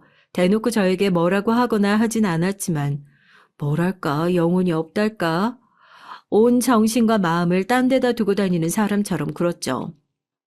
제가 오늘은 머리가 아프네, 수술한 데가 비 오니까 조금 쑤시는 것 같네 라고 말을 해도 그저 건성으로 아파서 어떡해 라고 대답할 뿐 진심으로 병원에 가볼까, 약이라도 사다 줄까 이런 말 들어본 적이 없어요.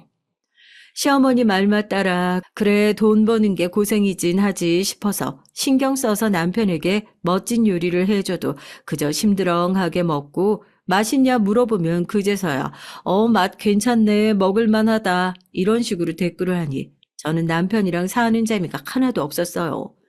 더군다나 수술을 한 이후로 남편은 저를 여자로 대해주지도 않았고요. 제가 자다가 슬쩍 다가가려고 하기라도 하면 남편은 치사한 변명을 잔뜩 늘어놓으며 저에게 등을 돌리고 눕더라니까요. 글쎄 뭐라고 하는 줄 아세요? 아무래도 당신이 암에 걸렸다고 하니까 내가 함부로 손을 대기가 조심스러운 거야. 혹시나 나 때문에 또 어디 아파지면 어떡해? 아직 당신 몸 어딘가 돌아다닐 수도 있는 병이 걱정되기도 하고. 그리고 솔직히 아직 나도 자신이 없어. 당신 수술 받은 거 보기가 좀 그래. 참 비참했어요. 나는 남편에게 아내로서 아이들 엄마로서 그리고 한 여자로 대우를 받지 못하고 살고 있구나 하는 생각이 들 때가 참 많았죠. 그렇게 몇 달을 보냈을까요? 한편은 남편이 웬일로 음식물 쓰레기를 자기가 버리겠다고 자처해서 나가더니 한참을 돌아오질 않는 거예요. 걱정이 돼서 나가봤죠. 지금 생각해보면 걱정보다는 뭔가 쎄한 느낌이랄까? 여자의 촉 있잖아요. 뭔가 그냥 늦게 들어오는 것 같지도 않고 불길하다. 내가 두 눈으로 한번 확인을 해봐야 되겠다 하는 그런 직감 말이에요. 서둘러서 옷을 걸쳐 입고 쓰레기장 앞에 가봤는데 당연히 남편은 없죠. 슈퍼 앞에도 가보고 골목 구석구석을 봤는데도 없었어요. 괜히 오버했나 포기하고 들여오려는데 남편 차가 눈에 띄지 뭐예요. 아까는 시동도 불도 꺼져 있어서 몰랐는데 지금 보니까 차 안에 불이 환하게 켜져 있더라고요. 자세히 보니까 누구랑 통화를 하고 있는데 남편의 표정이 심상치 않더라고요. 아주 희희낙낙 웃음을 감추지 못하고 설레고 좋아 죽겠는데 그 표정 영락없이 사랑에 빠진 연애 중인 한 남자의 표정이었습니다. 가까이 가서 창문을 두드리면서 여기서 뭐해? 라고 물으니까 남편은 황급히 전화를 끊어버렸어요. 근데 진짜 황당했던 건 뭔지 아세요? 통화를 하던 남편의 전화기는 제가 알던 남편의 휴대전화가 아니었습니다. 세상에 놀라서 황급히 전화를 끊고 저를 쳐다보는 남편 손에는 휴대전화가 2대가 들려있더라고요. 황당한 와중에도 저는 직감했죠. 아, 이 사람이 바람을 피고 있구나 하고요. 도둑놈이 도리어 몽둥이를 든다고 남편은 괜히 저에게 성질을 있는 대로 부리면서 집으로 도망쳐 올라가 버렸습니다. 당신 의처증이야. 성가시게 왜 여기까지 쫓아와서 남의 통화를 엿듣고 엿보고 그래? 얼른 들어가서 잠이나 자. 그러나 제 눈으로 그 광경을 본 이상 확인을 해야 했어요. 쫓아가서 물었죠. 누구랑 통화한 거냐고. 그리고 그 핸드폰 뭐냐고요. 당신이 휴대전화를 2개나 쓸 일이 뭐가 있냐고 나 좀 보여줘 봐라 했어요. 남편은 절대로 보여줄 수 없다고 했고 저는 그 휴대전화를 꼭 봐야겠어서 나는 안 주니 너는 뺐니 하면서 실갱이를 하다가 급기야 몸싸움까지 벌이게 됐습니다.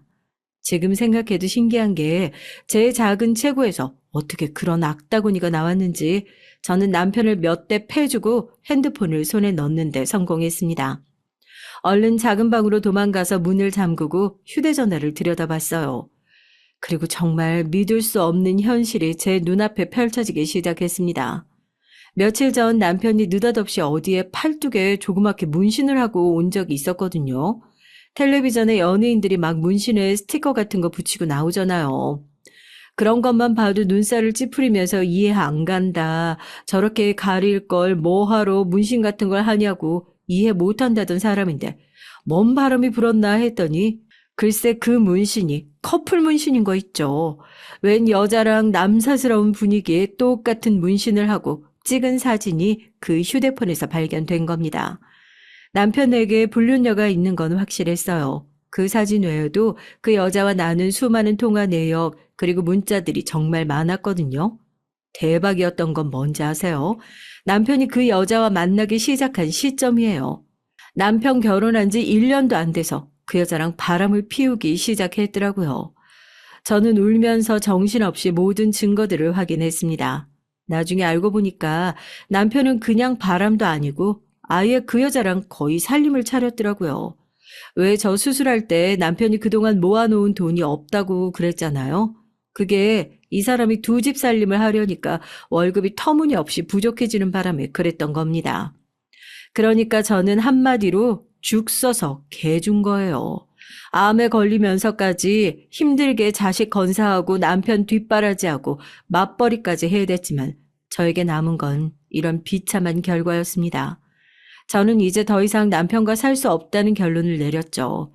남편이 너무 징그럽고 소름 끼쳤어요. 한 이불을 덮고 자는 것도 불경스러웠고 한 빨래통에 남편과 저 그리고 아이의 빨랫감이 뒤엉켜 있는 것만 봐도 토할 것 같았습니다. 그런 저희가 어떻게 부부로 앞으로 몇십 년을 더 살 수가 있겠어요. 저는 그렇게 남편에게 이혼을 선언했습니다. 남편이요? 정말 뻔뻔한 인간.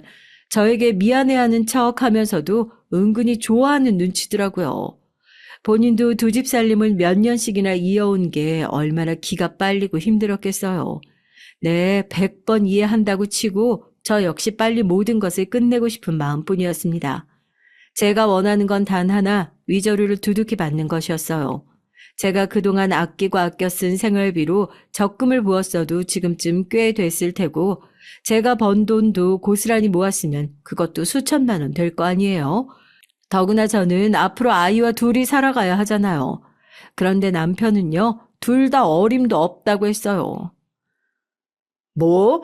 이 집 전세금을 다 너한테 줘? 야, 미안한데 이 집 전세금 다 빼서 쓰고 월세로 돌린 지 오래야. 그것도 월세 몇 달 못 냈더니 보증금이 다 깎여서 이제 받을 돈도 없을걸? 그리고 애 네가 키운다고? 그것도 절대 안 돼. 너는 직장도 없고 암도 걸렸잖아. 안 되겠다 싶어 남편의 불륜녀를 찾아간 적도 있었어요. 당시까지만 해도 간통죄라는 것이 있었던 터라 둘 다 감옥에 넣어도 될 법한 증거가 충분했지만 그 전에 그 여자에게 기회를 주고 싶었죠. 남편을 설득해서 제가 아이를 데려가게 해주고 위자료라도 주게 해주면 깔끔하게 헤어주겠다고 말하려고 찾아갔던 거죠. 어머, 위자료요? 그건 오빠한테 달라고 하세요. 왜 저한테 이러세요? 전 오빠 이혼에 하나도 관심 없어요. 사실 그쪽이 이혼을 안 한 그게 더 좋기도 한걸요? 왠지 남의 떡 뺏어먹는 기분이 더 좋거든요. 언니, 그냥 눈 딱 감고 2년, 아니 1년만 더 모른 척 참으면 안 돼요? 저도 이제 슬슬 좀 재미가 없어져서 좀만 더 같이 놀다가 깨끗하게 돌려드릴 수 있는데. 좀 푼수같이 생긴 게 맹한 소리를 막 늘어놓더라고요. 딱 봐도 어디 술집에 나가는 애 같은데 도무지 말이 통하지 않아 저는 집에 돌아왔고 남편은 그 여자가 뭐라고 했는지 저에게 위자료는 단 한 푼도 줄 수 없다며 지금 당장 이혼하자고 길길이 날뛰었습니다. 그렇게 저는 남편과 참 안 좋게 이혼을 하게 됐어요. 애도 뺏기고 돈도 한 푼 없이 빈털터리로 쫓겨나게 된 거죠. 그런 모습으로 차마 친정집에 갈 수가 없어서 겨우겨우 숙식이 가능한 식당에 취직을 했고 거기서 저는 진짜 거지같이 살았어요. 식당에 딸린 쪽방에서 지내니 같은 돈을 일하는 직원들보다 더 많은 일을 해야 됐죠. 아침에 제일 먼저 나가서 재료 손질하는 것부터 해서 저녁 장사 마무리하고 청소하고 뒷정리하는 일까지 하루 종일 중노동을 해야 했어요. 그뿐인가요? 아침 저녁으로 저 폐지도 주우러 다녔어요. 젊은 여자가 폐지 주우러 다니면 얼마나 험한 일을 많이 겪게 되는 줄 아세요? 정말 치사스럽고 수치스러운 일들이 많았죠. 그 동네에 이미 폐지를 주우러 다니는 할머니, 할아버지들이 많았는데 저까지 합세하니 아무래도 할머니, 할아버지들이 가져가실 게 줄어들었겠죠. 저만 보면 삿대질을 하며 얼마나 쌍욕을 하시던지. 사지가 멀쩡하고 젊으냐니 아옥척스럽게 불쌍한 할머니 할아버지들 밥그릇까지 뺏으려고 들어. 저러니까 저 나이에 빈털터리로 이혼을 당하지. 쌤통이다. 어? 돈 욕심 아주 그득그득해서 못돼 처먹게도 생긴 것 같으니라고. 어떻게 동네에 소문이 났는지 시어머니는 저에게 전화를 걸어서 난리를 치기도 했어요. 내가 동네 창피해서 살 수가 없다. 무슨 식당에서 밥을 얻어먹으면서 청승 부리면서 일을 하고 아침 저녁으로 고물을 주우러 다녀? 너 우리 보라고 일부러 그러는 거냐? 어? 그렇게 불쌍히 여기면 내 아들이 너를 다시 쳐다봐 줄 줄 알고 당장 꿈 깨라. 창피해 죽겠으니까 폐지를 줍든 식당 일을 하든 다른 동네로 좀 가서 해주면 안 되겠냐? 그러는 저는 그 동네를 떠날 수가 없었어요. 법원에서도 아이는 남편이 키워야 한다길래 피눈물을 흘리며 아이와 생리별을 해야 하긴 했지만 저는 이혼하고 나서 매일같이 아이가 보고 싶어 밤마다 1시간씩 오열을 하다가 잠들었기에 어떻게든 아이와 가까운 하늘 아래서 지내고 싶었거든요. 게다가 제 목표는 어떻게든 악착같이 돈을 모아서 재판을 걸어 제 아이를 데려오는 것밖에는 눈에 보이는 것이 없었기에 그렇게 닥치는 대로 폐지 줍는 일도 창피하다고 생각하지 않고 욕을 들어가면서 해왔던 거예요. 그러나 시댁 쪽에서 갑자기 이사를 가버리더군요. 그나마 먼 발치에서라도 가끔 아이를 지켜보던 게 제 유일한 낙이자 삶의 이유였는데 제가 수소문한 겨를도 없이 어디론가 이사를 가버렸어요. 그렇게 몇 년이 흘렀고 어느 날 참 재밌는 일이 일어났어요. 인생이요. 고달프고 서글픈 때가 참 많지만 이렇게 재미나고도 속이 후련한 일이 가끔씩 벌어지는 재미에 우리들 모두가 살아가고 또 살아갈 힘을 얻는 게 아니겠어요? 그날은 비가 참 많이 오는 날이었어요. 저희 친정엄마가 은행에 볼 일이 있어서 집을 나섰는데 비가 어찌나 억수로 쏟아지던지 생전 안 타던 택시를 타고 가야겠다 하는 생각이 드시더래요. 큰 길가에 나서서 보니까 마침 손님을 내려주는 택시가 있어서 잘 됐다 싶어서 나갔는데 글쎄 택시에서 내리는 손님이 저희 시어머니인 것 아니겠어요? 뜻하지도 않게 아는 얼굴을 만나 놀란 엄마에게 시어머니가 말을 걸었다고 해요. 아이고 이게 누구셔? 아, 이 동네에 여전히 사시는구나. 딸은 어쩌고 이비 속에 혼자 돌아다니신데. 아이고 그러고 보니까 아직도 딸 거지같이 살아요. 저희 엄마는 알아본 순간 다짜고짜 조롱을 하면서 막말을 하더래요. 근데 대박인 건 뭔지 아세요? 그 순간 제가 최고급 벤츠를 타고 나타났거든요. 저는 처음에는 엄마가 웬 아주머니랑 얘기를 하고 계시길래 길에서 우연히 친구분을 만나셨나 싶어서 친구분도 같이 어디 방향이 맞으면 태워다 드릴까 하는 생각에 엄마 하면서 내렸더니 시어머니가 저를 보고 놀라서 개거품을 물고 쓰러지더라고요. 어머, 네가 어떻게 이렇게 고급 차를...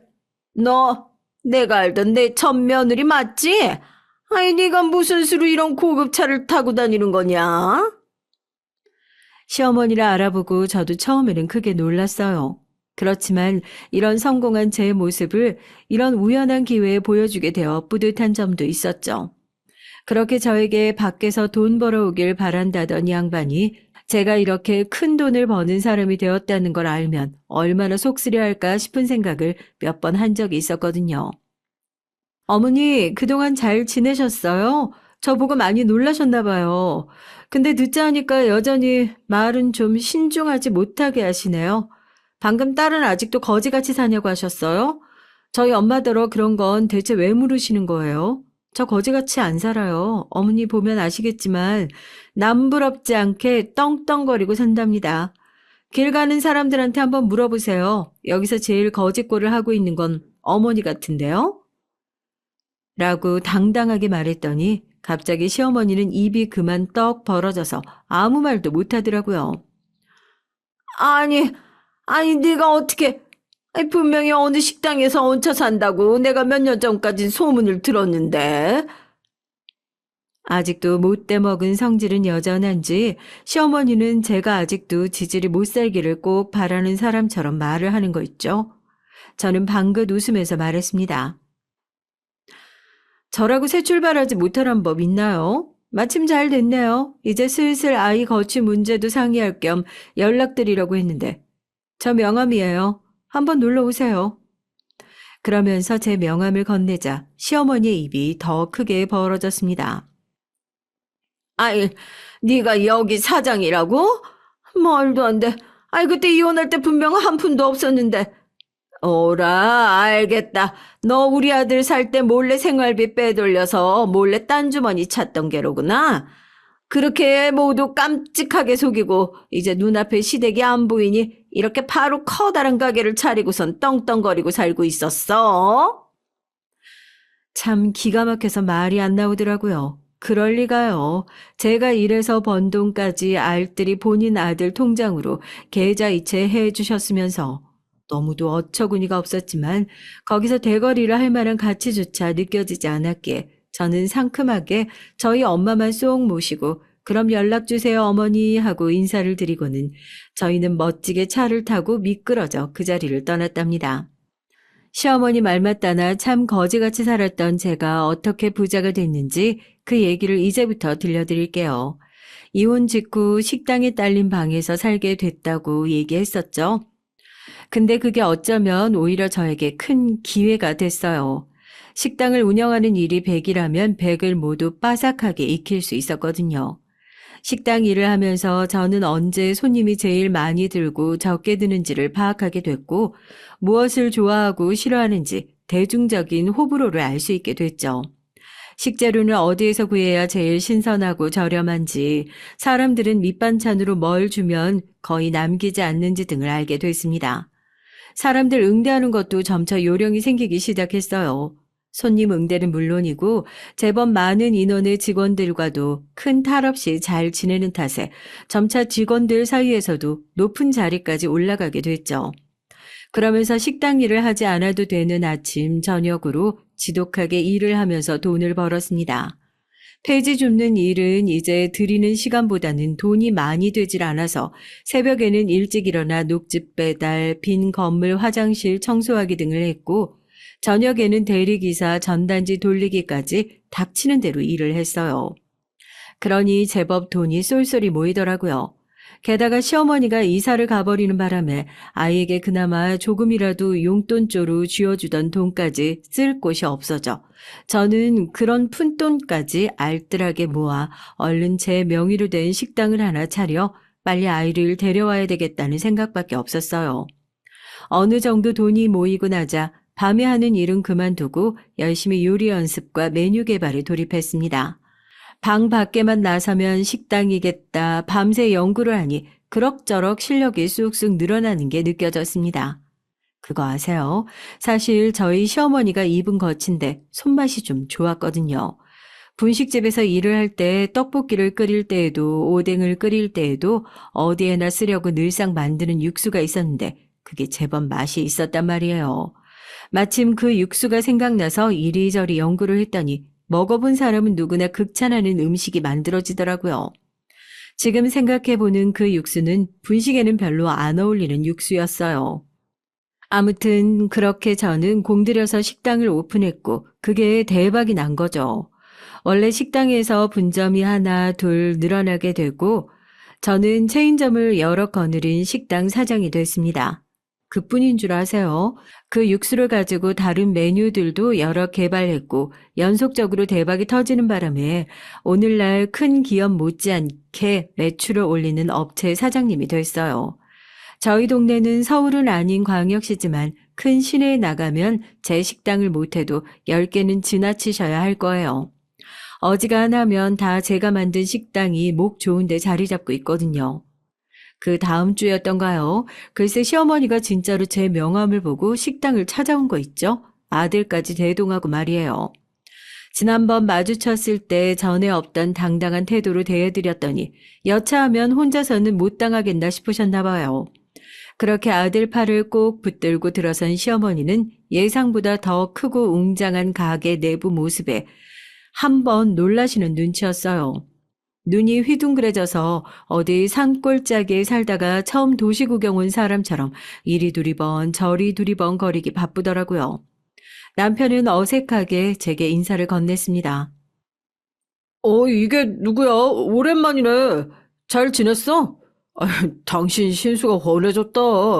엄마가 당신 여기 사장이라서 말도 안 되는 소리라고 했다가 정 못 믿겠으면 같이 가보자고 해서 와봤는데 이게 정말 자기가 운영하는 가게야? 헤어질 땐 그렇게 남보다 못하게 굴던 사람이 멀끔해진 제 모습을 보더니 태도를 바꿔 저에게 아주 공손하고 젠틀하게 말을 걸더라고요. 네, 보다시피 잘 지냈어요. 당신은 얼굴이 영 안 됐네. 밥은 먹고 다녀요. 라고 물으니까 그제서야 배가 고픈 것이 생각났는지 시어머니와 남편 둘 다 줄인 배를 움켜잡더라고요. 아니, 시간이 몇 시인데 아직 밥도 안 먹고 돌아다녀요? 그 집 여자는 대체 이 시간까지 뭐라고? 아, 맞벌이 하는구나. 어머님이 전에 그러셨잖아요. 여자도 자고로 돈을 벌어야 한다고. 변호사 자리라도 할 수 있는 세상인데 펑펑 놀면 못 쓰는 거라고요. 근데 이 시간까지 가족들을 굶겨서 밖으로 내보내는 걸 보면 아무래도 엄청난 지갑을 가진 새며느리 들이셨나 봐요. 그런데 설마 아이까지 굶겨서 학교 보내거나 하는 건 아니겠죠? 시어머니와 남편은 꿀먹은 벙어리처럼 애꿎은 밥상만 매만지며 아무런 말이 없더라고요.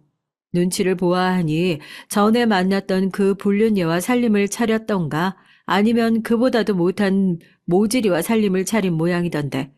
그러니 둘 다 행색이 꼬질꼬질하고 어디서 밥도 제대로 못 챙겨 먹는 차림새로 돌아다니는 거겠죠. 저는 선심을 쓰는 척 시어머니에게 저희 가게의 메인 음식을 하나 내드렸어요. 기왕 여기까지 오셨으니까 일단 식사 먼저 하세요. 여기 저희 정식 특으로 두 상 내드리세요. 귀한 손님이니까 정성껏 차려서 대접해드리셔야 돼요. 예, 알겠습니다. 명심하겠습니다, 사장님.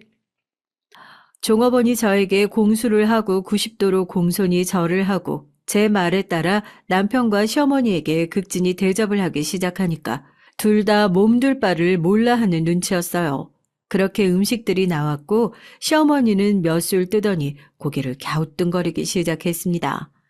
음식에 독이라도 탔냐고요? 그럴 리가요. 시어머니가 의문스러운 표정을 지었던 이유는 아무래도 아는 맛이었거든요. 처음 먹어보는 음식인데도 입에 착 붙는 것이 감칠맛이 돌고 그러면서도 먼 옛날 할머니가 끓여주던 정성 들인 음식을 한술 뜬 것처럼 눈이 번쩍 떠지는 그런 맛. 당연하죠. 시어머니가 몇십 년을 직접 만들고 온갖 음식에 넣어온 육수로 맛을 낸 건데. 무슨 광고에서 나오던 말처럼 고향의 맛이 나서 익숙하고도 참 맛났겠죠. 이거 어디서 많이 먹어본 맛인데. 이거 내 육수로 만든 건 아니냐? 어라, 그러고 보니까 네가 내 비법을 훔쳐서 이렇게 큰 식당 사장까지 된 모양이구나.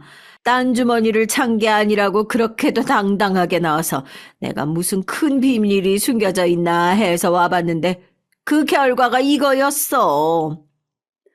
태세 전환이 참 빠르시죠? 저는 시어머니가 제 음식을 먹으면 단박에 이렇게 나오실 줄 알고 있었어요. 그래서 준비한 말들을 꺼냈죠. 어머, 어머님, 그 육수가 비법 육수였어요?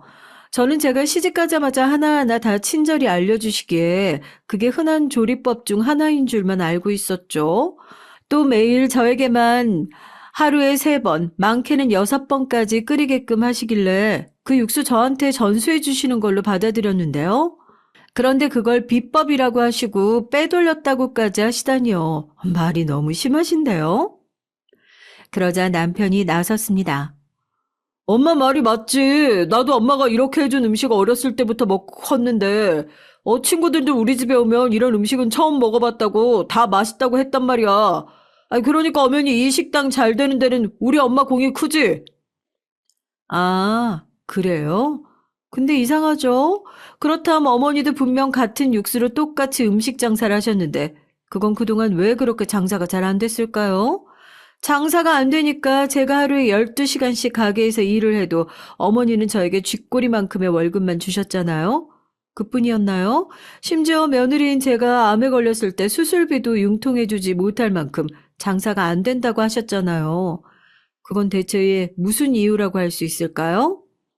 그건 그렇게 말하면 안 되지. 장사가 잘 될 수도 있고 안 될 수도 있는 거지. 여하튼 명백히 자기는 우리 엄마 비법을 훔쳤고 지금까지 이렇게 큰 가게를 이뤘으니까 어느 정도 보상은 해줘야겠어. 이 가게 대체 얼마야? 엄마, 옆에 부동산 가서 우리 시세 좀 알아봐요. 멍청한 사람인 줄로만 알았더니 부동산 가서 남의 가게 시세까지 따져볼 줄 알고 이 사람들이요. 이렇게 사람 등골을 빼먹는데 수가 튼 사람들입니다. 제가 어떻게 일궈낸 사업인데 번듯한 가게 모양만 보고 그동안 거지같이 살면서 했던 갖은 고생과 겪어야 했던 수모들을 모른 채 하고 자기네들끼리 권리가 있다 이 말만 계속해서 주장을 하더라니까요. 급기야 흥분한 시어머니는 저에게 달려들어서 머리채를 잡으려고까지 했어요. 그러나 젊고 건장한 저희 직원들이 재빨리 달려들어서 시어머니와 남편을 제압해버린 탓에 오히려 그 둘은 몸만 축나고 돌아가게 됐죠.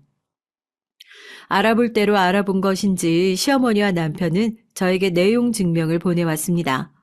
어디서 싸구려 변호사에게 자문을 받은 건지 허접하게 그지없는 내용이었는데요. 요지는 제가 시어머니의 비법을 훔쳐서 식당을 차려 대박이 났으니 시어머니에게 무려 5억 원을 배상해야 한다는 내용이었어요. 생활비는 꼴랑 50만 원씩 줘놓고 배상은 5억은 해달라니 이게 도둑놈의 심보가 아니면 뭐겠어요? 저는 콧방귀도 끼지 않았고 당연히 고소장조차 정식으로 접수가 되지 않았죠. 그러자 시어머니와 남편은 약이 바짝 오른 것 같더라고요. 그러더니 큰일을 벌이고 말았습니다. 어느 날 저희 직원이 헐레벌떡 들어와서 사장님 큰일 났어요 하고 숨이 넘어갈 듯이 난리를 치는데 직원 손에 이끌려 나가보니 놀라운 광경이 눈앞에 펼쳐졌습니다. 글쎄 저희 가게 앞 큰 대로변 건너편 정확히 맞은편에 똑같은 음식점이 하나 생긴 거 아니겠어요? 외관도 아주 비슷하게 가게 이름도 토시 하나만 바꿔서 기가 막히게 간판을 달아놨어요. 크기는 또 어찌나 무식하게 큰지 무심코 지나치다가 보면 시어머니가 새로 차린 가게가 본관이고 저희 가게가 마치 그 가게의 별관인 것처럼 보일 수도 있겠더라니까요. 오픈식도 어찌나 왁자지껄하게 하던지 어디서 옷을 입은 건지 벗은 건지 천조가리로 겨우 중요한 부분만 가린 여자들을 잔뜩 불러다가 세상 시끄럽게 노래를 부르고 춤을 추고 지나가던 할아버지 손을 이끌고 난리를 쳤어요. 그뿐인가요? 사람들 환심을 사려고 무슨 경품 추첨인지도 하고 제가 봤을 땐 제법 단가가 나가는 음식도 그냥 공짜로 막 줘버리더라고요. 제가 느끼기엔 시어머니와 남편은 그저 오기로다가 저를 골려주려는 속셈이 20%, 그렇게 저를 망하게 하려는 속셈이 또 30%, 그렇게 되면 제 가게 자리를 자기네들이 꿰차려는 심보가 50%였던 것 같았어요. 그런데 제가 해봐서 알지만요. 장사라는 게 그렇게 쉬운 일이 아니거든요. 예상대로 시끌벅적한 오픈식이 끝나자마자 남편 가게에는 파리가 날리기 시작했어요. 그도 그럴 것이 여기 동네 사람들이 사이에서 그 집 맛이 영 형편이 없다고 이미 소문이 날 대로 나버렸거든요. 새로 생긴 그 가게에 뭔 행사만 요란스럽게 했지 실질적으로 음식 맛이 없어 맛이. 그나마 공짜로 주니까 먹을만 하지. 아유 내 돈 주고는 절대 안 사 먹어. 나도 영 입에 안 맞대. 차라리 원래 있던 집이 낫지. 다음 주에 뭐 경품 주는 추첨한다던데. 그때만 마지막으로 한번 가볼까 봐. 그렇게 남편은 손님이 없어 할 일도 없는지 파리채를 들고 밖으로 나와 파리를 때려잡으며 동네 사람들 다 들으라는 듯 궁시렁거리는 일이 많아졌습니다. 이 동네는 사람들이 무슨 음식값 싸고 좋은 오픈 선물 턱턱 내줄 때는 환장하듯이 몰려들더니 이렇게들 입을 싹 다 끌 수가 있는 거야. 영 인심도 그렇고 동네가 삭막하구먼. 그러고 있노라면 동네 사람들이 지나가다가 눈살을 찌푸리지 않을 수가 있겠어요. 안 그래도 없던 손님마저 뚝 떨어져 버리고 말았죠. 시어머니는 시어머니 나름대로 고군분투하는 모습이었습니다. 자기 가게가 잘 안 될 것 같으니 이번에는 동네 사람들에게 제 흉을 보고 다니며 저마저 같이 깎아내리려 무척 애를 쓰더라고요. 듣자 하니까 저 가게 사장님이 이 동네에서 그렇게 대단하다면서요? 여자 혼자서 으리으리한 가게를 몇 개씩이나 하고. 근데 그거 아세요? 저 사장님, 아이 제 첫 며느리였다우. 글쎄, 제가 평생 연구를 해온 비법을 훔쳐서는 동네에서 식당을 하던 호랩이랑 눈이 맞아가지고, 이렇게 먼 타지로 도망쳐와서 식당을 차린 것이 대박이 난 거라니까요. 제가 독하디 독한 것이 돈에 눈이 멀어서 제 자식까지 떼놓고 집을 나간 거예요. 지금도 봐요, 그래도 정이 붙고 자식까지 낳고 한 식구로 살던 제 남편이랑 시어머니가 이렇게 지척에서 살게 됐는데, 눈길 한 번을 안 주잖아요. 지독하기가, 내가 아는 사람 중에 최고라니까요. 이런 식으로 제가 웬 남자랑 바람이 나서 도망쳤다느니 애까지 버렸다느니 하는 헛소문을 내고 다녔죠. 다른 건 다 참겠는데 이런 헛소문을 내는 건 정말 못 참겠더라고요. 혹시나 아이가 이런 소문을 듣고 정말 제가 엄마가 바람이 나서 자기를 버리고 나갔다고 생각하면 어쩌지 하고 끔찍한 생각이 들었습니다. 그래서 생각난 묘수가 그때 만났던 그 모자란 불륜녀를 꼬여내는 거였어요. 불륜녀는 어떻게 남편에게 코가 꿰었는지 남편과 재혼을 해서 여전히 같이 살고 있더라고요. 한번 불러내서 만났더니 뭐 그리 절친한 사이라고 반색을 하면서 인사를 해왔죠. 어머, 언니, 몰라보겠어요. 내가 알던 그때 그 본처 언니 맞죠? 세상에, 이렇게나 오목조목 예쁜 얼굴이었구나. 그때는 고생도 너무 많이 하고 속도 많이 끓여서 그런가 얼굴이 말이 아니었는데 이렇게 낯선 동네 와서 다시 보니까 반갑고 그래요. 네, 잘 지냈어요? 근데 아가씨는 얼굴이 많이 상했네. 어머님이 식당 일 많이 시키죠? 일은 할만해요? 아우, 참, 안 그래도 그 식당 때문에 화딱지가 나서 못 살겠다니까요. 아니, 어머님 진짜 정신이 좀 어떻게 되신 것 같아요. 절 얼마나 못 부려먹어서 안달인지 손님 끌고 온답시고 동네 아저씨들 데리고 가서 죽치고 앉아서 막 술이나 마구 먹어버리는 게 차라리 낫다니까요. 그게 오빠 눈치는 보여도 마음도 편하고 그때야 술이나 실컷 먹지. 안 그러면 자꾸 저한테 뭐 비법 육수? 그딴 걸 끓이라질 않나. 직원들 밥을 해대라고 하질 않나. 요리조리 도망 다니느라 죽겠다니까요. 사실은 제가 남편과 시어머니가 이사를 오고 나서 아이를 너무 보고 싶은 마음에 한달음에 달려가 먼 발치에서 눈물을 뚝뚝 흘리면서 아이를 몰래 바라보고 오다가 돌아온 적이 있었어요. 이 여자가 맹하고 모질이 같은 구석은 있어도 한 가정의 남편을 그렇게 꿰어내긴 했어도 악한 마음은 없는 사람인지 저희 애한테는 퍽 잘해준 모양이더라고요. 시어머니와 남편 행색은 추레했지만 아이만큼은 아주 예쁘게 머리도 따주고 좋은 옷과 신발도 많이 사주는 것 같았고요. 무엇보다 아이가 티 없이 맑게 환하게 웃으며 그 여자에게 이모하며 달려들고 그 여자도 아이를 꼭 안아주는 모습이 영락없는 사이좋은 한 자매 같아 보이기도 했어요. 아이를 곁에서 돌봐주지 못했다는 죄책감에 늘 시달렸던 저는 그 여자에게 그것만큼은 참 고마운 마음이 들었죠. 그래서 제안을 했습니다. 그쪽이 그저 연애 감정으로 한 남자와 만남을 이어갔던 대가로 나는 이렇게 이혼까지 당하고 갖은 고생을 하며 살아야 했어요. 그런데 한편으로는 고맙다는 생각도 들어요. 그쪽이 그 당시 그렇게 상황을 만들지만 않았어도 나는 평생 그 집에서 노예처럼 살고 있었을 테니까요. 이렇게 악착같이 성공을 거두지도 못했겠죠. 그땐 저도 정말 철이 없었어요. 제가 좀 푼수 같잖아요, 언니. 사리분별도 잘 못하고 뭐가 옳고 그른 건지 그땐 정말 관심도 없고 따질 줄도 몰랐죠. 죄송해요. 이제 와서 사과 듣자는 건 아니고요. 그동안 그쪽도 모자란 남편과 시어머니 모시고 살고 제 자식도 아닌 애 살뜰히 챙겨주느라 고생 많이 한 것 같아요. 그것도 죄의 전부는 아니어도 글쎄 어느 정도 갚아 나갔다고 할 수 있을까요?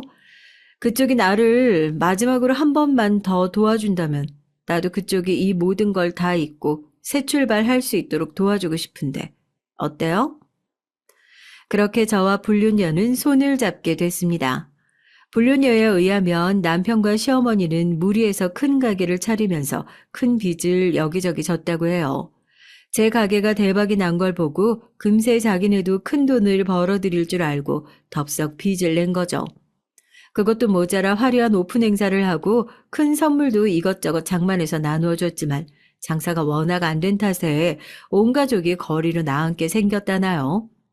그렇게 차일피일 빚은커녕 이자도 갚지 못하자 빚쟁이들이 쫓아와서 진짜로 그 가게며 남편네 집을 경매로 넘겨 헐값에 싹 팔아버렸어요. 그 정보를 불륜녀는 모두 저에게 알려주었죠. 그래서 저는 남편의 집과 가게들을 경매 날짜에 맞춰서 모조리 사들일 수가 있었어요. 그런 이유로다가 짐을 모조리 빼야 하는 약속된 날짜가 되자 망연자실에 있는 남편과 시어머니 앞에 나타난 사람은 다름 아닌 저였습니다. 남편과 시어머니는 저를 보자마자 귀신이라도 본 듯 바들바들 떨기 시작했어요. 화가 나서일까요? 아니면 돈 한 푼 오갈 데 없이 며느리에게 쫓겨날까봐 두려워서였을까요? 네가 여긴 또 웬일이냐? 그 고소해 죽겠다는 표정은 또 뭐고? 그래, 망한 짓고서 구경이라도 하려고 온 거냐? 아니요, 어머니. 저 이제 어머니에게도 이 사람에게도 전혀 관심 없어요. 어머니와 저 사람이 무슨 일을 당하시든 고소해야 할 마음도 불쌍히 여길 마음도 남아있지 않고요. 그저 저는 집주인으로서 이전에 살던 사람들의 짐이 빠져나갔는지 집 상태는 어떤지 확인하라고 온 것뿐이에요. 뭐야, 우리 집을 경매에 넘어가게 하고 또 그렇게 헐값에 사들인 게 너였단 말이야? 말은 바로 하세요. 제가 이 집을 헐값에 산 건 맞지만 경매에 넘어가게 만든 건 바로 당신과 어머님의 어리석음 때문 아닌가요? 아, 아이 집은 저쪽에다가 따로 빼주세요. 오늘부터 제가 데려갈 테니까요. 네가 무슨 자격으로 애를 데려가? 안 된다. 절대 내 손주를 못 내놓는다. 저는 가방에서 서류 하나를 꺼내 던져줬습니다. 양육권 소송 걸 예정이에요. 일전에 저에게 경제적 능력이 없다는 이유로 아이 뺏어 가셨죠? 이제 제 차례예요. 제가 경제적 능력이 월등히 뛰어나니까 아이 데려가겠어요. 여기 당신과 같이 살던 여자가 증언도 해주기로 했고요. 당신과 어머니가 얼마나 아이를 그동안 구박했는지, 그리고 앞으로 키울 능력이 얼마나 없는지 말이에요. 자기와 불륜을 저질렀던 것도 그대로 법정에서 고백을 한다고 했어요. 남편과 시어머니는 그 자리에서 엉엉 목 놓아 울기 시작했습니다. 뭐 어쩔 도리가 있나요? 이게 다 본인들이 자초한 일이고 순리인걸요. 그렇게 저는 아이를 무사히 데리고 올 수 있었습니다. 저에게 도움을 주었던 불륜녀요. 저기 멀리 제주도에서 식당을 하나 하고 싶다고 해서 제가 분점을 내고 거기 점장으로 취직을 시켜줬습니다. 아주 성실하게 일하며 잘 지내고 있다고 들었어요. 시어머니와 남편은 그대로 거리로 나앉게 됐고 저처럼 기거하면서 일을 할 수 있는 식당이나 알아보는 신세가 됐다고 합니다. 그런데 그거 아세요? 동네에도 이미 소문이 다 나서 시어머니나 남편이 기웃거리기만 해도 소금 바가지며 물바가지를 들이부었다고 해요. 염치도 없이 볼일 다 봤으면 썩 꺼질 것이지 아직도 남의 동네를 기웃거려? 내 못되게 살면 천벌 받는다는 말 들어봤지만 아유 실제로 그 꼴 보니까 속이 다 시원하네. 우리 동네 여자들은요 별의별 남편 뒤치다거리 다 하고 살아도요 바람 피는 것들은 죽어도 용서 못해요. 근데 그쪽에 바람을 펴서 부인을 내쫓았다면서요? 그것도 모자라서 부인 모함을 하고 이렇게 밥그릇을 뺏으려고 남의 동네에 기어들어오다니. 냉수마찰 한번 하시고 속 차리시오. 그렇게 남편과 시어머니는 받아주는 사람이 없자 동네를 떠나게 됐고 제 명예도 자연스럽게 회복이 됐습니다. 그렇게 저는 이제 남은 인생을 딸과 행복하게 살아갈 일만 남았어요. 제 기구한 팔자와 세월이 담긴 얘기 들어주셔서 감사하고요. 이제 제 딸의 앞날에 꽃길만 펼쳐지도록 많은 응원해 주시면 감사하겠습니다. 여러분도 행복하세요.